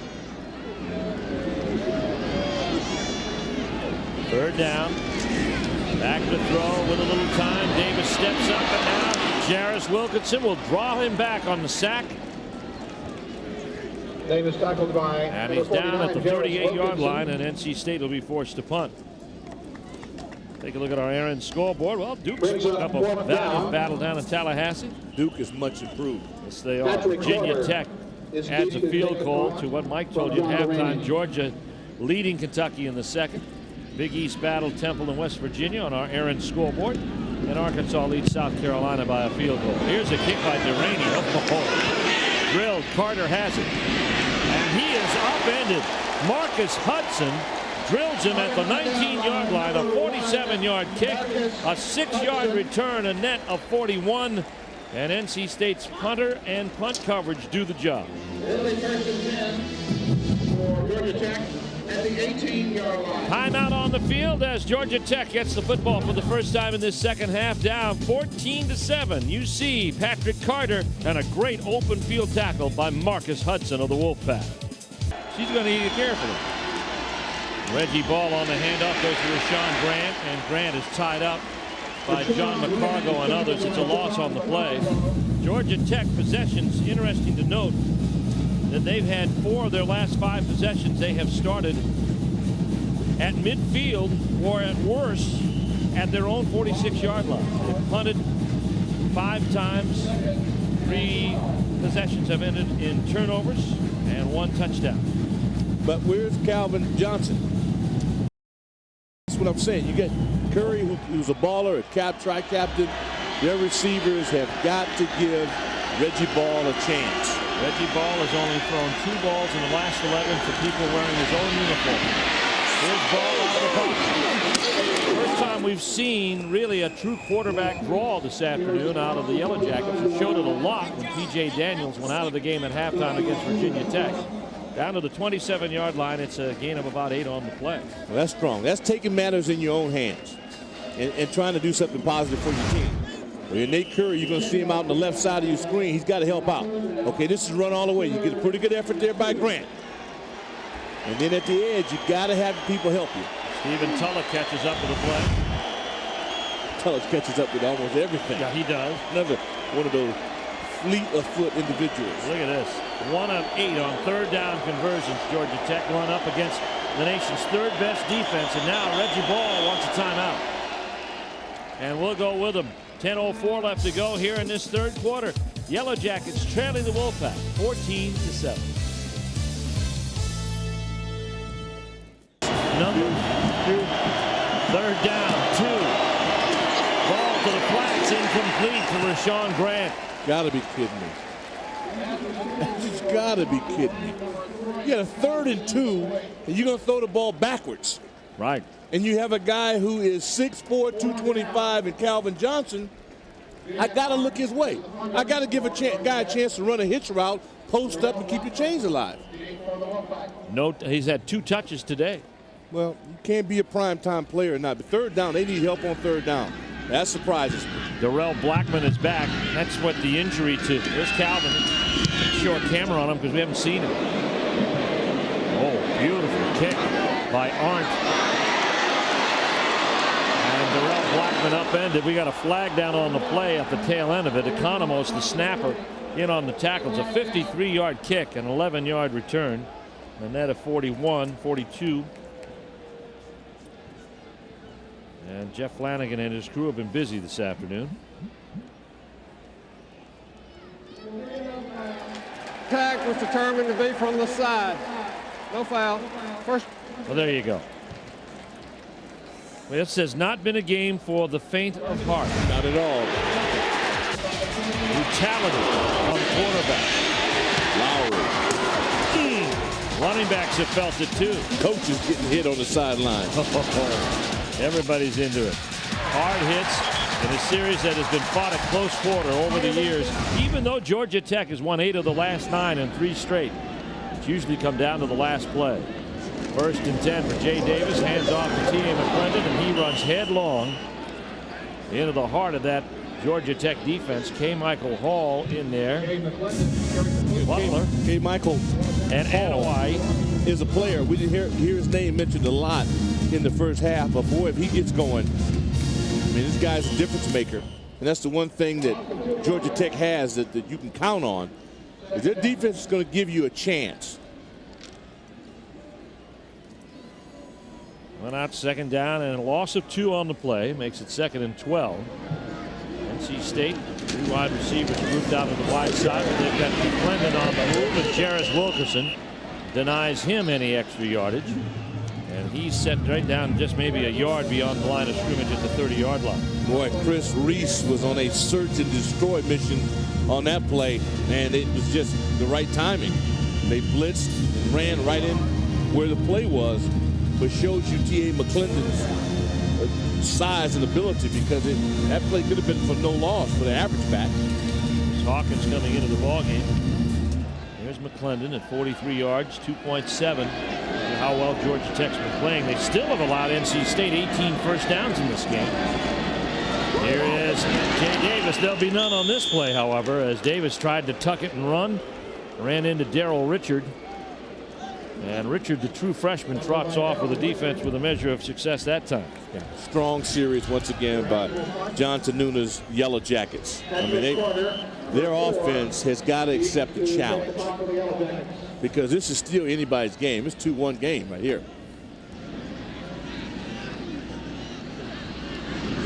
John Duraney to kick it away. There's lots of air on this one. Carter back at his 25. And Carter brought down. Great coverage. Oh, yes. Flag late. 2 flags in on the play. A lot of squawking and talking. The tackle was made by William Lee. It's a 48-yard punt. It's a 5-yard return. But there's a penalty on top of it. And it's against NC State. NC State will start to get a complex pretty soon, yeah. They'll think everything that happens is against them. There you go. They changed it around. Yeah, but you don't get the benefit of the doubt because they have so many of them. After the play was over, personal foul, unnecessary roughness, 47 receiving team. Jimmy Dixon. Yeah, I saw Dixon do it. 15 yards. And it was dumb. First down and 10. Okay, play is down. Now you'll see a flash go back. And I don't think that was it. No, it was on the other side. It was over there. It was over there. But it could have been both ways. Either way, it's 1st and 10 at the 15. This is the worst field position of the day for Georgia Tech. At their own 15, Reggie Ball swinging out of a slump.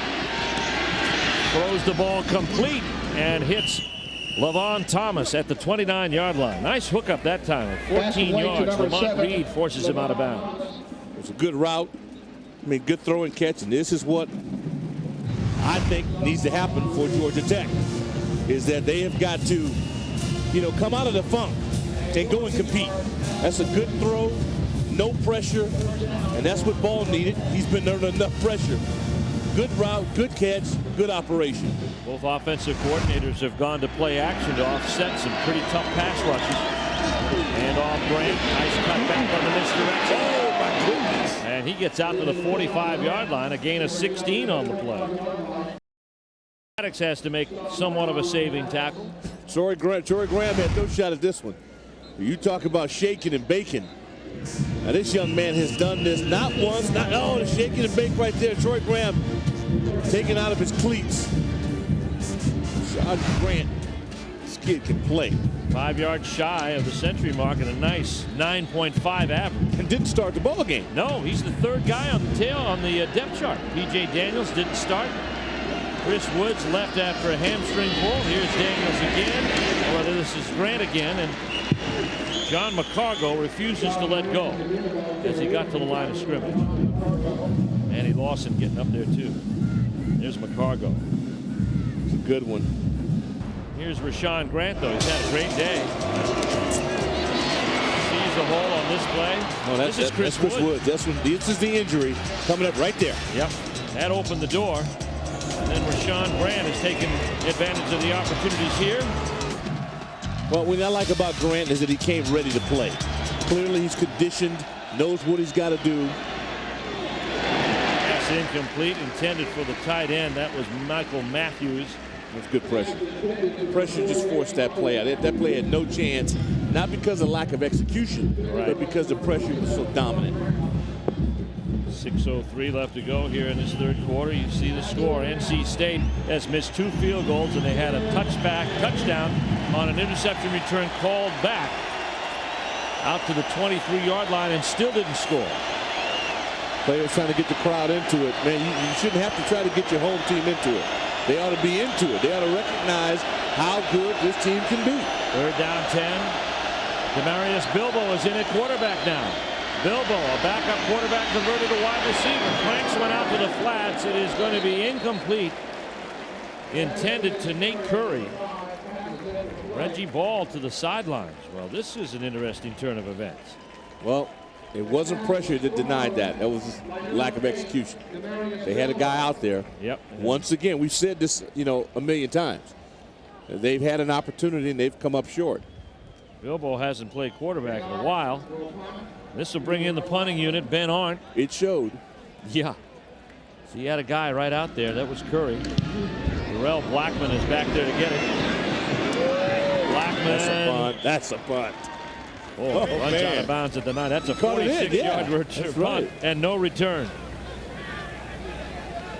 So Ben Arndt does the job for Georgia Tech. Now the defense must come on. And they have performed well. They forced NC State into 2 punts. Coach Amato had it right, as he told our Mike Hogwood, man, that it's about running that football. Same thing with Chan Gailey. Who can run the football will win this. Timeout on the field. NC State by 7. Back after a word from your local station. 1st and 10 after the Ben Arndt punt. Play action. Davis in his end zone to throw. Throws it away. Richard was in the vicinity. And they'll rule it incomplete. They'll say it's okay. Get out of the pocket. On that one. Travis Parker has had a ball game. I mean, he has been disruptive, nasty, and a pest for Jay Davis. And that time he nearly put points on the board for the Yellow Jackets. Hawkins delivers the play to the junior quarterback. 2nd down and 10. Defenses have taken over here. Third possession of the second half for NC State. They've had 3 or 4 downs and a punt each time. Yeah, now you're at one-dimensional zone now. It's dangerous. No blitz. Here comes T.A. McClendon, but again, Travis Parker slows him up, so Burton and Anawai and Houston can track him down. I like the call. That surprised me. I thought they were going to be restricted into the throwing zone, but when you have a sledgehammer like T.A. McClendon, I mean, you can give him the ball and get some blocks up front, and that's dominating up front there. That was Ricky Fowler at the point of attack. Ball out to the 14-yard line, brings up third down. Third down and 5. There's T.A. McClendon. 35, actually 36 career touchdowns, 33 on the ground. The rushing yardage. There's the pass. It is complete to Lamont Barrett, and he is very close to the first down. He's got it. He got it. At the 21-yard line. See, that's the difference. That's the point I tried to illustrate in the first half. If you're going to take the hit, you might as well get the prize. You can't get the prize if you run short of the sticks.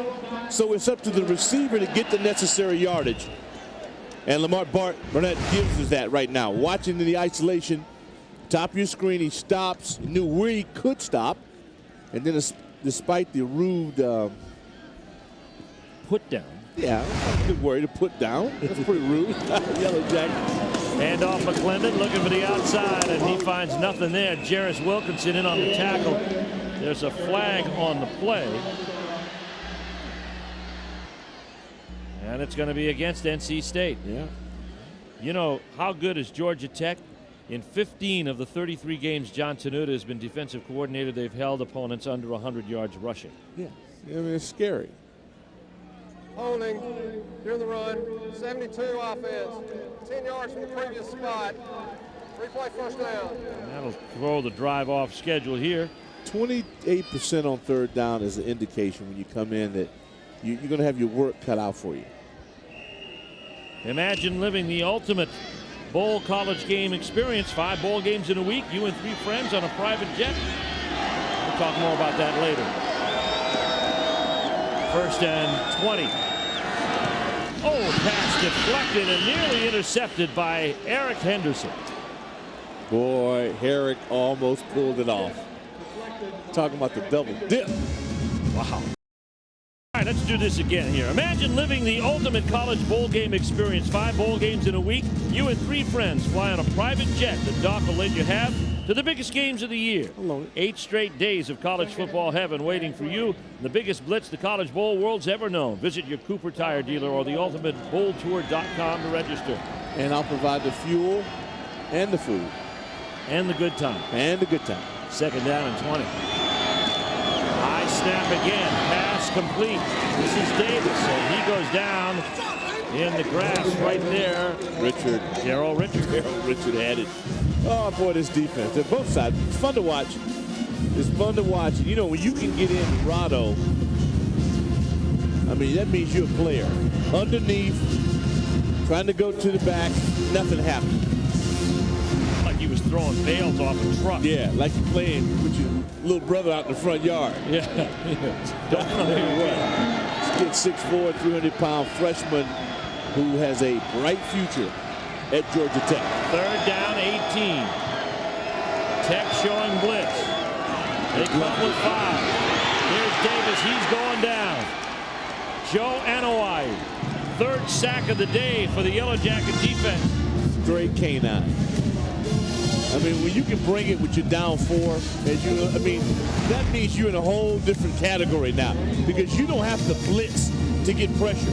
So you help your secondary, and that's just, boy, that's good play for tackles. When a tackle can do that on this level in this league, that's exceptional.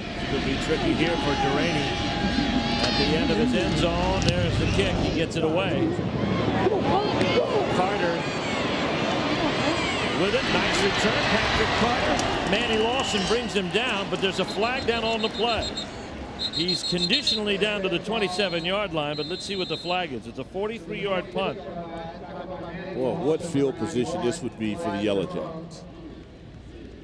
It's a block in the back. We'll back this up a bit, but this still, you're right, Doc. This is the 5th time they've started at midfield or better. But you got to play smart. Here's the return. Illegal block in the back. Number 90, receiving team. 10 yards from the spot of the foul. First down. Let's go to the sidelines and Mike Hogwood. I understand now that they have worked Demarius Bilbo into the offense at quarterback this past week, that he was almost exclusively at quarterback. while Reggie Ball's coming in. They've told him to be ready. He has a cannon for an arm, a better arm maybe than Reggie Ball, while Ball is more versatile. But I think we're going to see Bilbo again in this lineup at quarterback before this day is done. Bilbo's been in the program quite a while. He was the top understudy to George Godsey in his senior season. 1st and 10. All backed up to the 41-yard line of NC State. Here's Rashaun Grant. Right into the grass. Troy Graham. You make a good point. I mean, Bilbo, I was thinking, my goodness, it's been a long time there. You got to be working on his doctorate by now. Been there a spell. It's been a long time, man. Knows everybody in the admissions office personally. Calls them all by first name. Yeah. 2nd down and 8.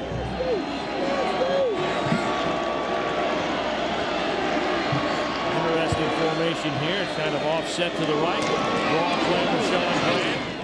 And he is tackled and brought down there by Fowler, Pat Lowry rather, the backup middle linebacker out of Knoxville, North Carolina. There he is. Pat's a sophomore, 6'2", 232. Got some good people running in at linebacker for NC State. I'm really impressed with Grant. Yeah, Grant is toting the mail this afternoon. But he's a slasher, runs with power, has speed. I like him. NC State has been devil on 3rd down conversion. Georgia Tech 1 of 10. Listen to the crowd.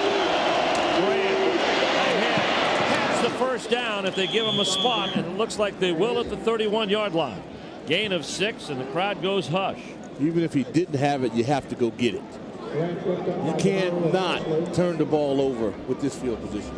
In a game like this, man, this is a 2-win ball game. You got to play National League rules. You got to squeeze.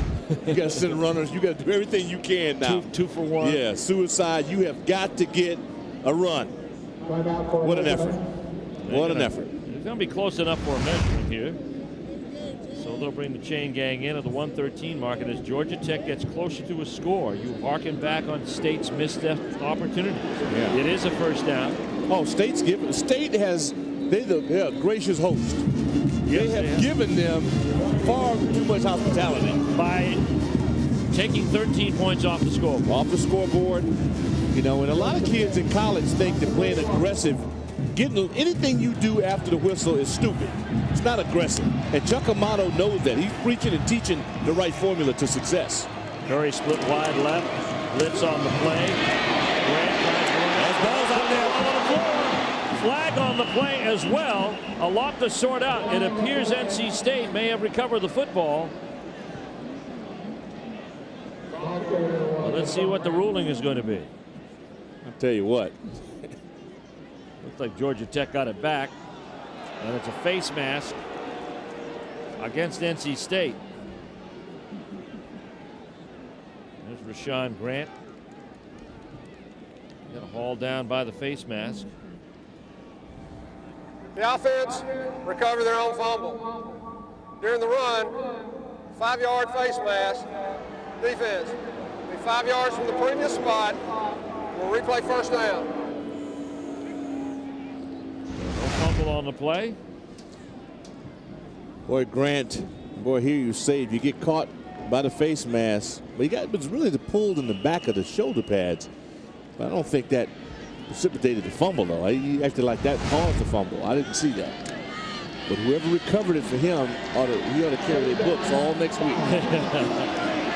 7th Wolfpack penalty. They average 9 a game.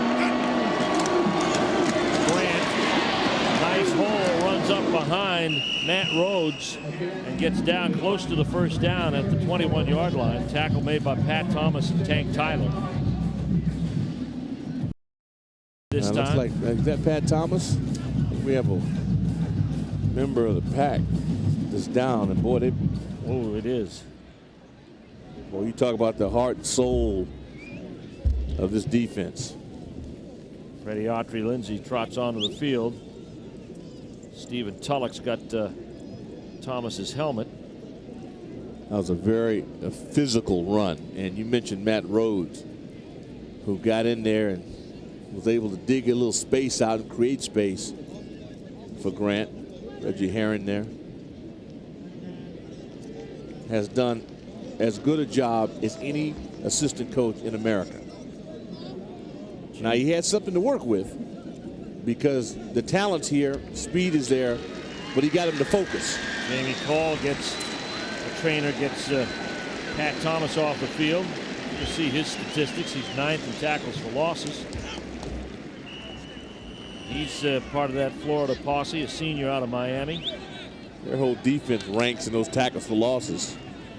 Right now, they need a couple more of those tackles for losses because Georgia Tech is steaming into the red zone. As we are just at the end of this third quarter. Another quarter of football coming. Georgia Tech in NC State territory. They're just 20 yards from the end zone. The Wolfpack defense called upon it on a day in which the defense has ruled.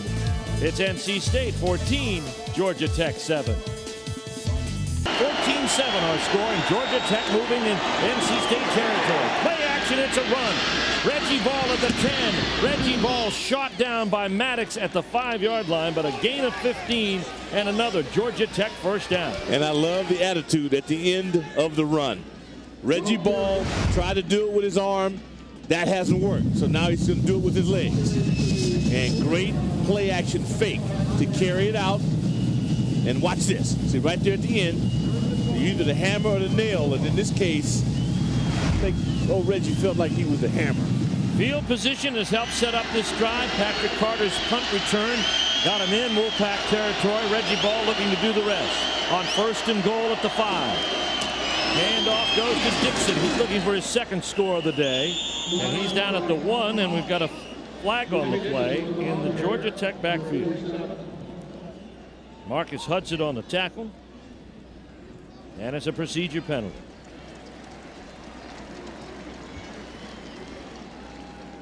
As they sort this out, here comes Jeff Flanagan with the call. Illegal formation, offense. Less than 7 men on the line of scrimmage. 5 yards from previous spot. Replay first down. Third quarter stats through 3. Georgia Tech getting it done on the ground. Their defense holding NC State under the century mark. Davis executing. That's the key right there. Grant, 15 rushes, 111 yards. State with time of possession. Alvin Johnson, freshman phenom, 6'4", 225. He's lined up right at the 10-yard line, very top of your screen. 1st and goal, ball with time, pass deflected, and oh, what a play made by Grant to keep that ball from being intercepted. You can't coach that. That's instinct. That's just having a high football IQ and to know how to help your team. So again, they decide not to attack the end zone. They're going to run a little screen here. And again, I just don't get it. Oh, boy. You're not going to outflank NC State. They have too much speed, too many athletes. So you throw the ball in the end zone, give your guy, Calvin Johnson, a chance to do what he's done throughout this league. That's beat a person one-on-one. Well, he's on the sidelines in this play. Can't help it in. Nope. Curry and Thomas there, 2nd and goal. Here's the throw.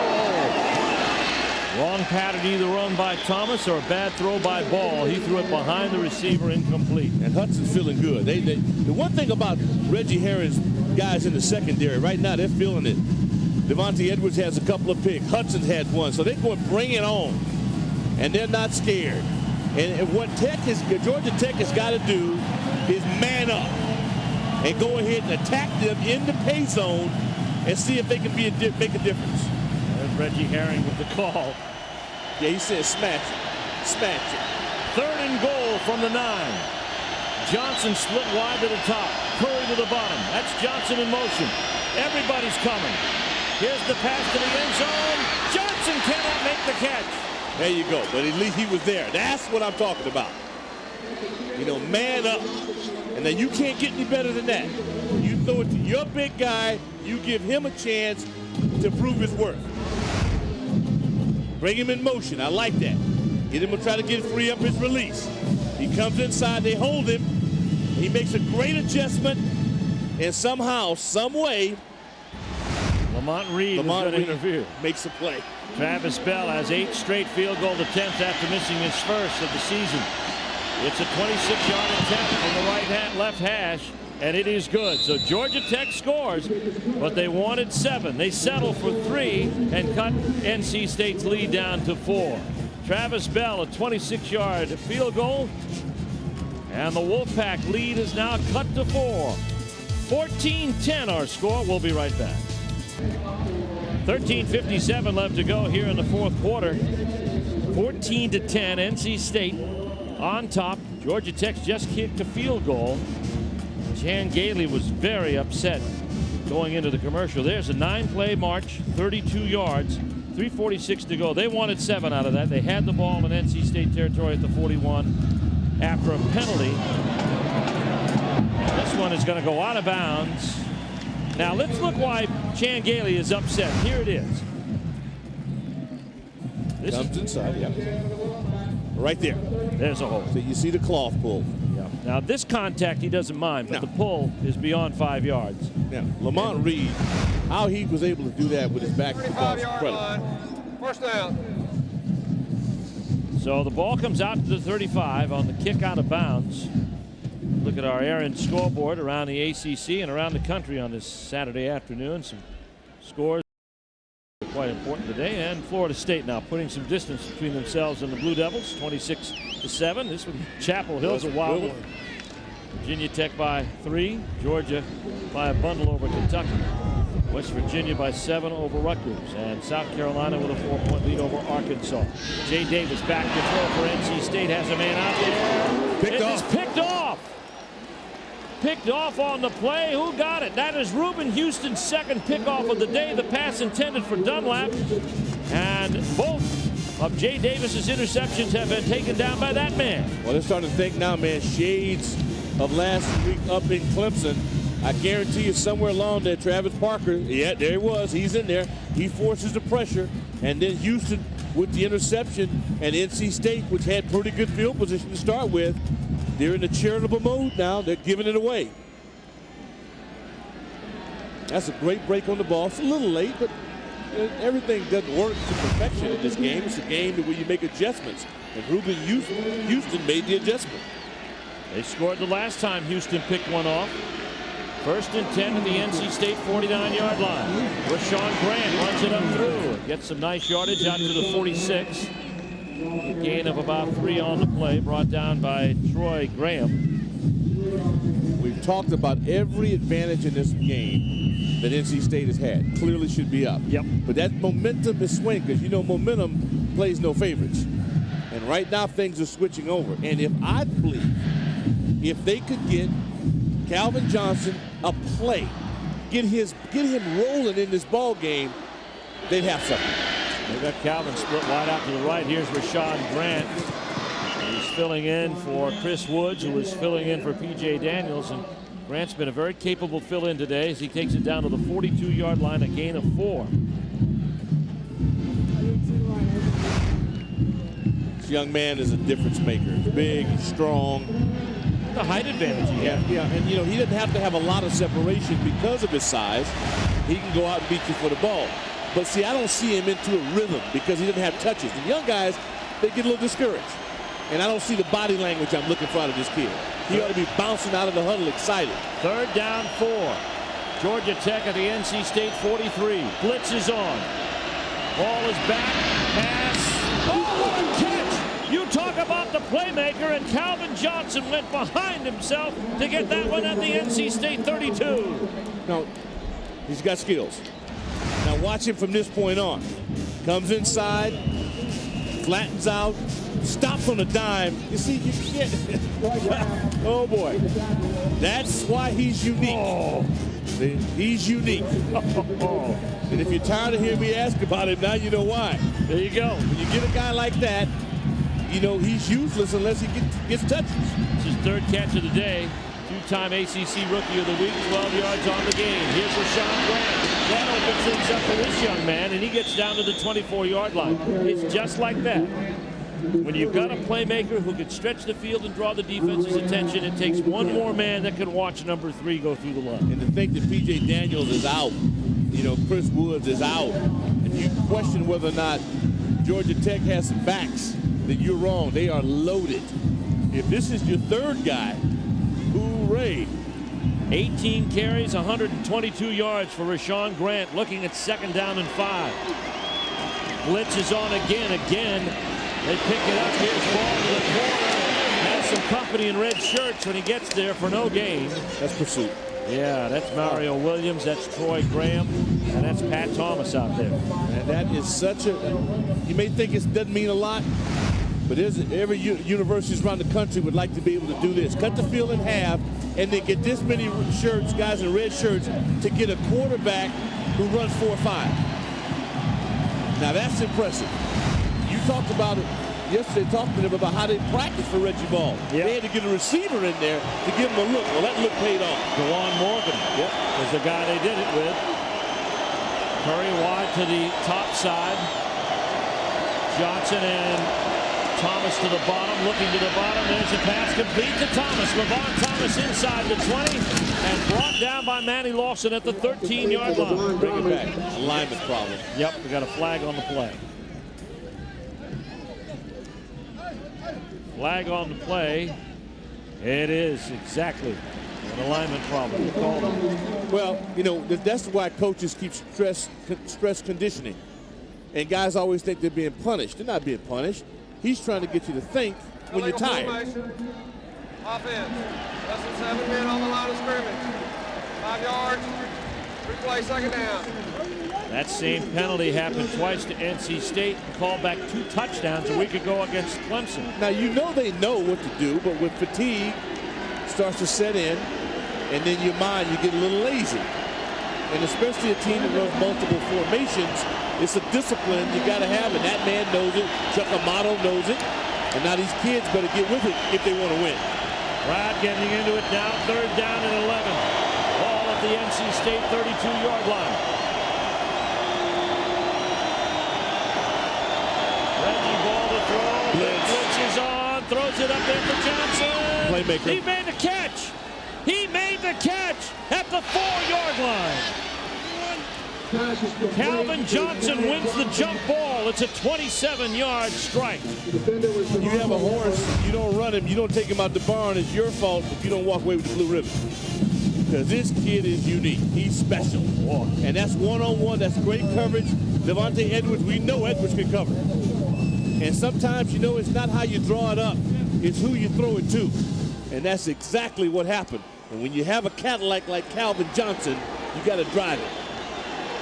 Crowd falls to a hush as it's 1st and goal now and the 3-yard line. Georgia Tech threatening to take the lead. Ball wants to pitch. And Andre Maddox, the Rover back, would have nothing of it. Senior out of Miami. They don't give you a break. NC State does not give you a break. If you make a play on them, you're going to get punished. They're going to be in the neighborhood, and you're going to have to take it. They're not going to give it up. They don't give up yardage accidentally. Brings up 2nd down and goal from the 6. Boy, this is good football. I love this. Calvin Johnson split wide out to the left on the bottom of your screen. He comes in motion to the top, and now Reggie Ball wants a timeout. That's 2 now. They haven't used up here in the 2nd half. So Georgia Tech down to their final timeout with plenty of time left in this football game. Reggie Ball doesn't want to make a mistake. But Georgia Tech moving 2nd and goal from the 6-yard line. Calvin Johnson in motion. Under center, Reggie Ball. Up and over for Calvin Johnson. Flag down on the play. Did he catch it? No, it got away at the end. But again, he's going to force you to hold him, to grab him, or he's going to catch it. So, I mean, that's pretty good odds. Pass interference against, in particular, Marcus Hudson. And Johnson drawing all of the attention. Interference, defense, number 1. The foul was in the end zone. By rule, I put the ball on the 2-yard line. Automatic 1st down. Now Hudson, I mean, he's not scared. He can play this. Look at this. One-handed grab. And he ends up with it till the end. And Hudson, right here is what he got called for. They come back. First and goal from the 3-yard line. Handoff goes to Dixon. The fullback pushes the pile ahead. He's close to it. No signal yet for the score. That means he's shy at about the 1-yard line. They turned that exchange and handoff into a challenge. Yes. Reggie Ball nearly fell out of the second down and goal. Now we welcome you to Carter Finley Stadium as we pass the 3 o'clock hour. Steve Martin, Rick Doc Walker, and Mike Hogwood as Citgo presents ACC football. NC State up 14-10, but that's in jeopardy here. Second and goal for the Yellow Jackets. Reggie Ball calls it no. I don't believe he got it. Ooh, Chan Gailey didn't want to go this deep in the downs. Freddie Autry Lindsey. McCargo. So now you're going after, I think, a real strength of Reggie Herring's defense. And that's those pit bulls. See those helmets down there low? See how low those helmets are? Low man wins. And they got under there. They submerged and they captured the line of scrimmage, and the linebackers came in and topped it off. Oh, Pat Lowry did a nice job on that play. And you're not going to beat him right in the gut. Third down and goal and a timeout. Georgia Tech has used their final timeout. And we'll take it with them. 7:59 left to play in this fourth quarter. NC State 14, Georgia Tech 10. The Yellow Jackets are threatening. Georgia Tech looking for 7. Here's the handoff. No.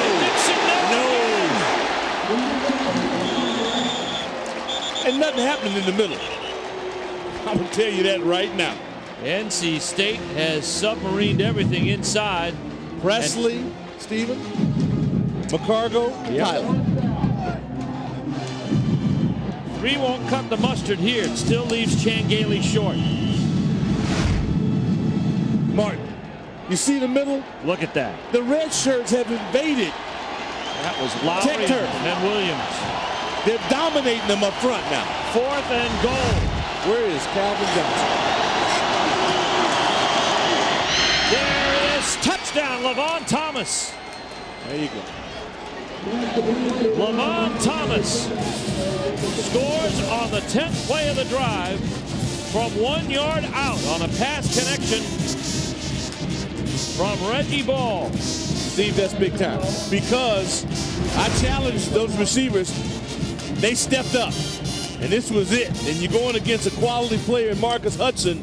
And you got to give Levon Thomas all the credit in the world.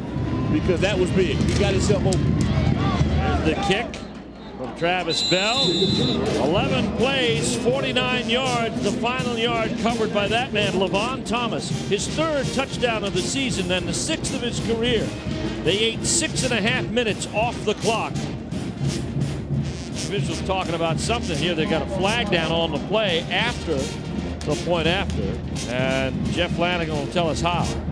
Point after is successful. After the play, we had dead ball personal fouls on each team. 92 North Carolina State, 27 Georgia Tech. Those penalties will cancel. So offsetting penalties. Let's look at the score again. Hudson has to defend the post and the fade. So it puts you really on an island. And Levon Thomas made it look easy. Chan Gailey said, you better be, boy. It's hard, man. All week you work on these things. You're competitive. And Chan is one of the more competitive people I've ever been around. You bet. And he knew what this team was capable of doing. They got down there and they cashed in. Levon Thomas is a senior out of College Park, Georgia, metro Atlanta area. And he made a nice catch of a well-thrown ball by Reggie Ball for the touchdown. That's his 2nd touchdown pass of the day and the 12th of the season. And it puts the Georgia Tech Yellow Jackets up by 3. Steve, my cry, a call for Calvin Johnson was a call to throw. Yes. You know, whether it's Calvin, whether it's Mike Hogwood, they were not going to run the ball up the middle. That was out. Well, NC State showed you that. The fact that they hit Calvin on 2 plays that drive, both for first downs, that leaves it open for a Levon Thomas. Yeah, good point. Good point. That was that got State watching in his direction. And another time where they took a change of possession and turned it into 7 points. Coming on to kick, Kyle Belcher. And back deep for NC State will be Lamont Reed and also A.J. Davis. Now, NC State's offense has got to step this game up now, because their defense has really been able, they've been climbing uphill with a dump truck on their back. You know, Doc, we had 18 possessions in the first half. We have 9 here in the second. A.J. Davis. Nice block. Nice block. Takes the turn.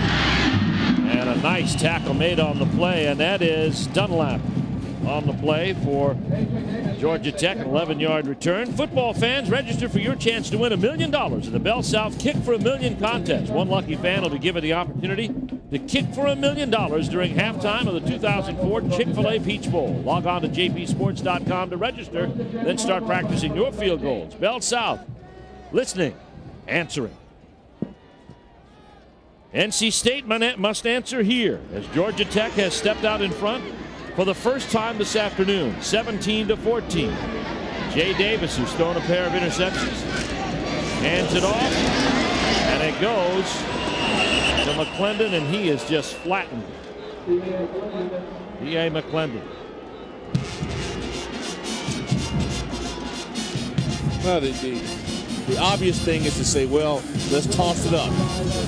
Well, first of all, you have to have the confidence you can throw. And the past couple of attempts have not gone well for NC State. We've watched Jay Davis make some plays with his legs as well. All but 3 of the points on the scoreboard have been a direct result of turnovers this afternoon. Steve, don't forget T.J. Williams. He's a guy who's made a lot of plays for the Wolfpack. I don't think he's caught a ball today. If so, one now. NC State calls a timeout. Jay Davis, with 6:21 left to go, he's going to come to the sideline. So as they take a timeout, we will too, with 6:21 left in the fourth. 6:21 left to go in this fourth quarter of play.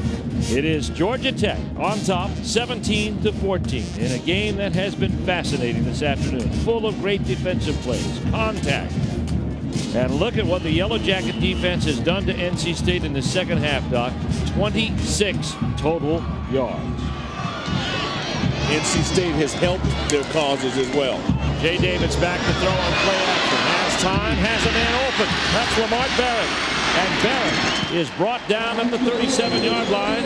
A gain of 22 on the play. Reuben Houston on the tackle. There's no bigger play in this ball game for the Wolfpack than that play. Jay Davis, now watch him. Sits up in the pocket.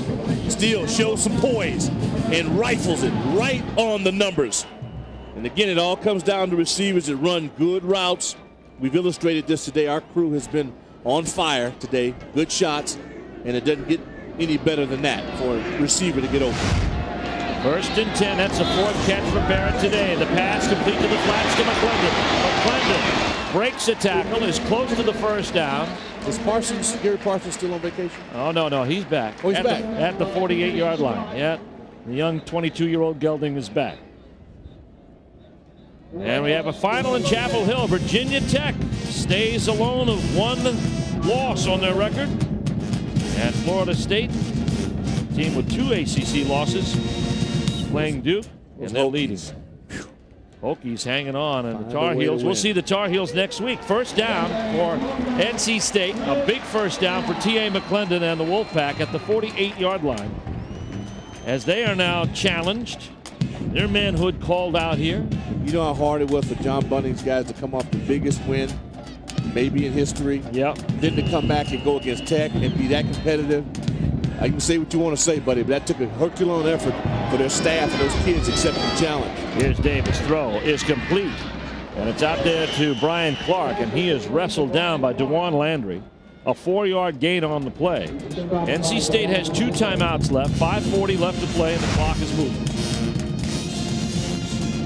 You know, you have to have high self-esteem, even when things aren't going well.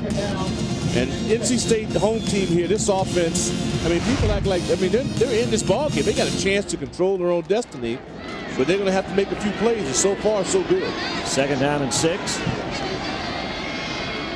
Into Georgia Tech territory at the 48. Hit as he threw. The pass complete to Lamar Barrett, and he's got the first down.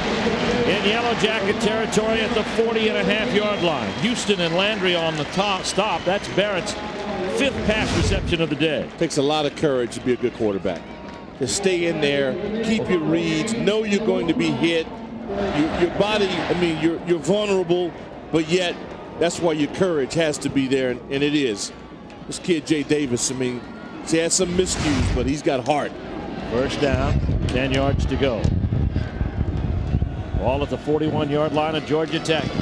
Blitz is on, the pass intended for his tight end, T.J. Williams. It goes incomplete. Freeze that moment. You won't see that again in 100 years. With the tight end mistake. Tight end missed the ball like that. Oh, my God. ACC Football brought to you in part by Chevrolet. Our producer today, Beverly Rumley. Our director, Dave Burchett. Oh, Beverly. Dave who? Dave Burchett. And a good crew up here in the booth. Freddie Kiger on stats. Our statistician, Bob Carney. Kathy Campbell is our stage manager. We had a good football game this afternoon. Second down and 10. Ball at the Georgia Tech 40. Quick pass complete to the tight end, T.J. Williams. He atones for that to the 26-yard line. There you go. Pick up a 14. Jarris Wilkinson on the stop. And now it is NC State on the move. You always know you can go back to him. And trust him. Spoken like a true tight end. Now, this kid has really played well. T.J. Williams has been a go-to guy for Chuck Amato's group, and they needed more. Couldn't need it any more than they needed now. Boy, is Jay Davis executing. We said he's got to execute for them to be successful. Handoff now goes to Reggie Davis. And Davis carries the ball down to about the 22-yard line. The State jockeys for position. Now field goal ties it and sets up an overtime scenario, but they'd love to get 7 and end it. Well, I don't know if they would want to bring the field goal kick unit out. Henderson in on the tackle. Second down and 7. 4:15. Locate Chris Reese now if I were NC State. In motion, Brian Clark. Reese is on the top side. They lost Adam Oliver. And he is going to get the sack, and it's going to be an intentional grounding. Better believe it. He was not outside the pocket. The machine got him. Well, the machine, he is revved up. Here's the call. Intentional grounding. Jay Davis was nowhere outside the pocket. He was trapped. See, Jay's got to think field goal. He's got, in his mind, he's got to think at the worst. Can't give it up. The machine comes right up the middle. There's Reese. Well, not only the lost yardage, but it's loss of down. Sets up third down. And 22 at the 38. Boy, that's hard. Coach was only thinking, are you kidding me? Now you got to think about field goal range here to save this, salvage this possession. You may not see the football again today. Davis swings it out. Reggie Davis pulled down at the 34-yard line. Tackle made on the play by DeJuan Landry, the 34. This is a 51-yard poke if they decide to go with a field goal crew. And John Deraney is down there lined up. Well, Landry and Butler, boy, they give John Tanuna's team 2 big safeties that can cover and can hit. And see, this is what that was such a bad play to give up, as well as Jay Davis played.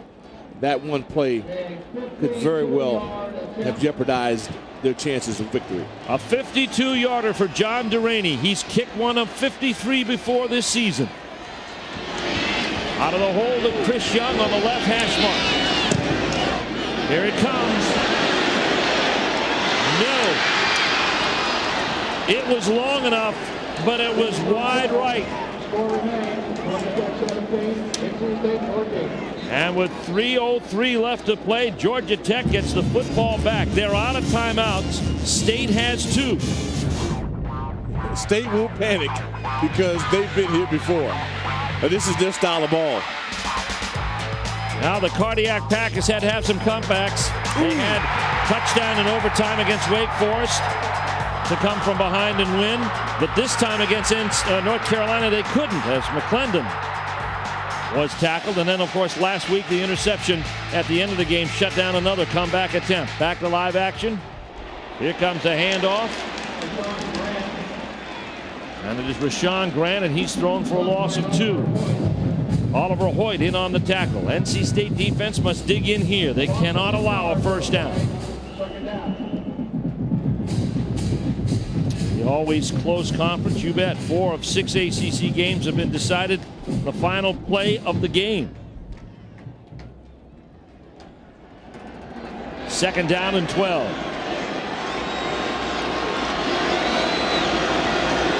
Blitz coming. They see Grant with the ball. He trips going ahead. NC State now will use one of their timeouts to stop the clock. They have 1 remaining with 2:20 left to go. Stephen Tulloch got Rashaun Grant. Well, with just over a minute left in the game, again, the year 2000. This is the last NC State win. George Godsey hit Kerry Watkins. Point after tied the game at 23. Phillip Rivers and Corin Robinson then connected on the second play of overtime, putting the Pack ahead by 7. Godsey was sacked and then called for grounding. Oh, isn't that ironic? On Tech's second play in overtime, Yellow Jackets weren't able to make up the lost yardage, and the Pack held on to win 30-23. Wouldn't it be ironic if Tech were to win this afternoon because Jay Davis took a grounding penalty that stopped an offensive drive that could have set them up for at least a field goal? This would be a hard loss to get out of your system if you're NC State because of the missed opportunities, the penalties, and the things that you have control over that you didn't take care of.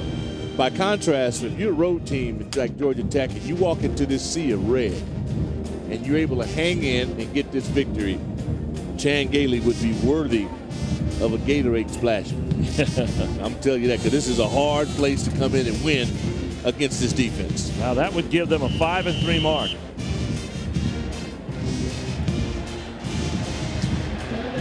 All right, we're ready to go. 3rd down and 11. NC State showing blitz. Here's Rashaun. Here is the handoff to the outside to Johnson, and he does not get it. Brings up 4th down, and the punting unit is on, and NC State looks like will use their final timeout. Mario Williams on the play. Will they use their timeout? No, they won't. I like the idea. They took a shot at it. They came out of the box and put the ball in the hands of the playmaker. There's Mario Williams. Now they will use their timeout. They did. So timeout on the field with 2:12 left to play. Georgia Tech by 3, but they're about ready to punt the ball away. And NC State looking at their last possession of the afternoon, potentially, in regulation. Thank you. I'm glad you prefaced that in regulation. Oh, boy. Coming up next week, more ACC football. We'll get our first look at the Tar Heels. Darian Durant played his last game in Chapel Hill today, but he'll play at Grove Stadium in Winston-Salem next week. And we'll see the Tar Heels take on the Wake Forest Demon Deacons. And Wake is always good for a great afternoon of football. Ben Mock airing it out. Kevin Marion, good young receiver. We'll see them all. And that's a great rivalry between the Demon Deacons and the Tar Heels from Winston-Salem, high noon on many of these same stations. Be a lot of fun.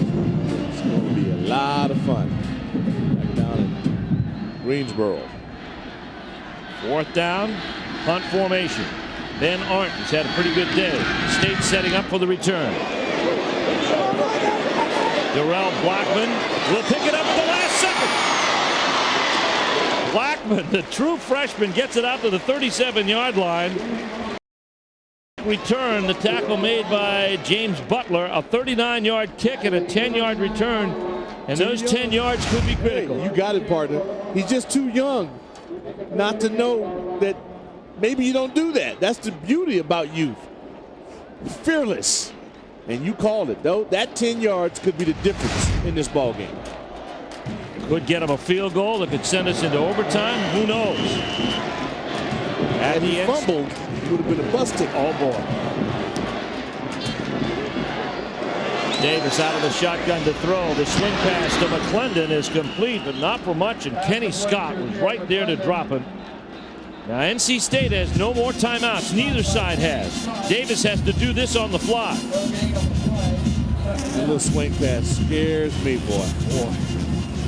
Scott almost got there at the same time the ball did. And it's a tough catch for McClendon to make. 2nd down. Davis is the lone setback. 4 wide outs. Blitz is on. Pass to the flats. Picked off.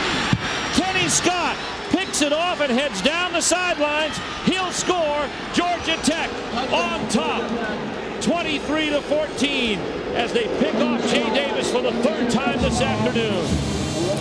And you're throwing a long way outside those numbers, and when you do it, I think if you did it against their defense would get it. If you do it against Johnson Nuna's defense, they're going to get it. Jay Davis to the sidelines. And I know why he did it, because they didn't have timeouts. So because you blew timeouts earlier in the game, you lost the ability to use the whole field to throw in, which made yourself predictable. Kenny Scott pulls it away, a 49-yard return for touchdown. We've had 2 interceptions returned for touchdown. We could have had a third. Here is Travis Bell with the kick after. It is good. And long faces on the NC State sidelines as Jay Davis throws this one up for grabs. And he wasn't under that much pressure, not enough zip on it. You want your receivers coming back to the football, and you can help eliminate that. You don't ever want the defender to have a clear line to the football or the end zone. You know, and Jay played his guts out, but he'll be remembered because of this. And then people will say, well, what about last week too? But in between that, the kid played some good ball. But you got to have help. And I'm going to tell you what, you watch this route. You do a stop, he rolled out of the route instead of coming back. Now, maybe he's coached to do that. And if so, my bad. Scott for the 49-yard interception return. State will rule the touchdown that was called back on the interception return with a penalty and 2 missed field goals. 2 missed field goals. And see, that route, if your guy is coming back, he can help you. If he's rolling out, nothing he can do. 8 interceptions in 2 weeks for the Wolfpack. They continue to lead the country in turnovers. They now have 26 for the year. And that's it. And that's the reason why they've negated greatness, because their defense put them in a position to be dominant. But they've got to get it together as a team. 35 of the 38 points today scored off turnovers with 6 interceptions. 17 unanswered Georgia Tech points here. What a huge effort by the Yellow Jackets to come in here in this sea of red pride and defeat the Wolfpack. That's not easy to do. Minute 22 left to go. Georgia Tech will kick it away. NC State has no timeouts, and they have 10 points now to make up. Belcher with the kick. This is T.J. Williams, the tight end, with a return. He might go all the way. But it's not to be. You look at the standings as these players push and pull now. We come down to the end of this contest. It's too late for that. Now you can save all. That's it is. But look at the standings in the ACC. The newly expanded Virginia Tech, with its win today, stays with only 1 loss.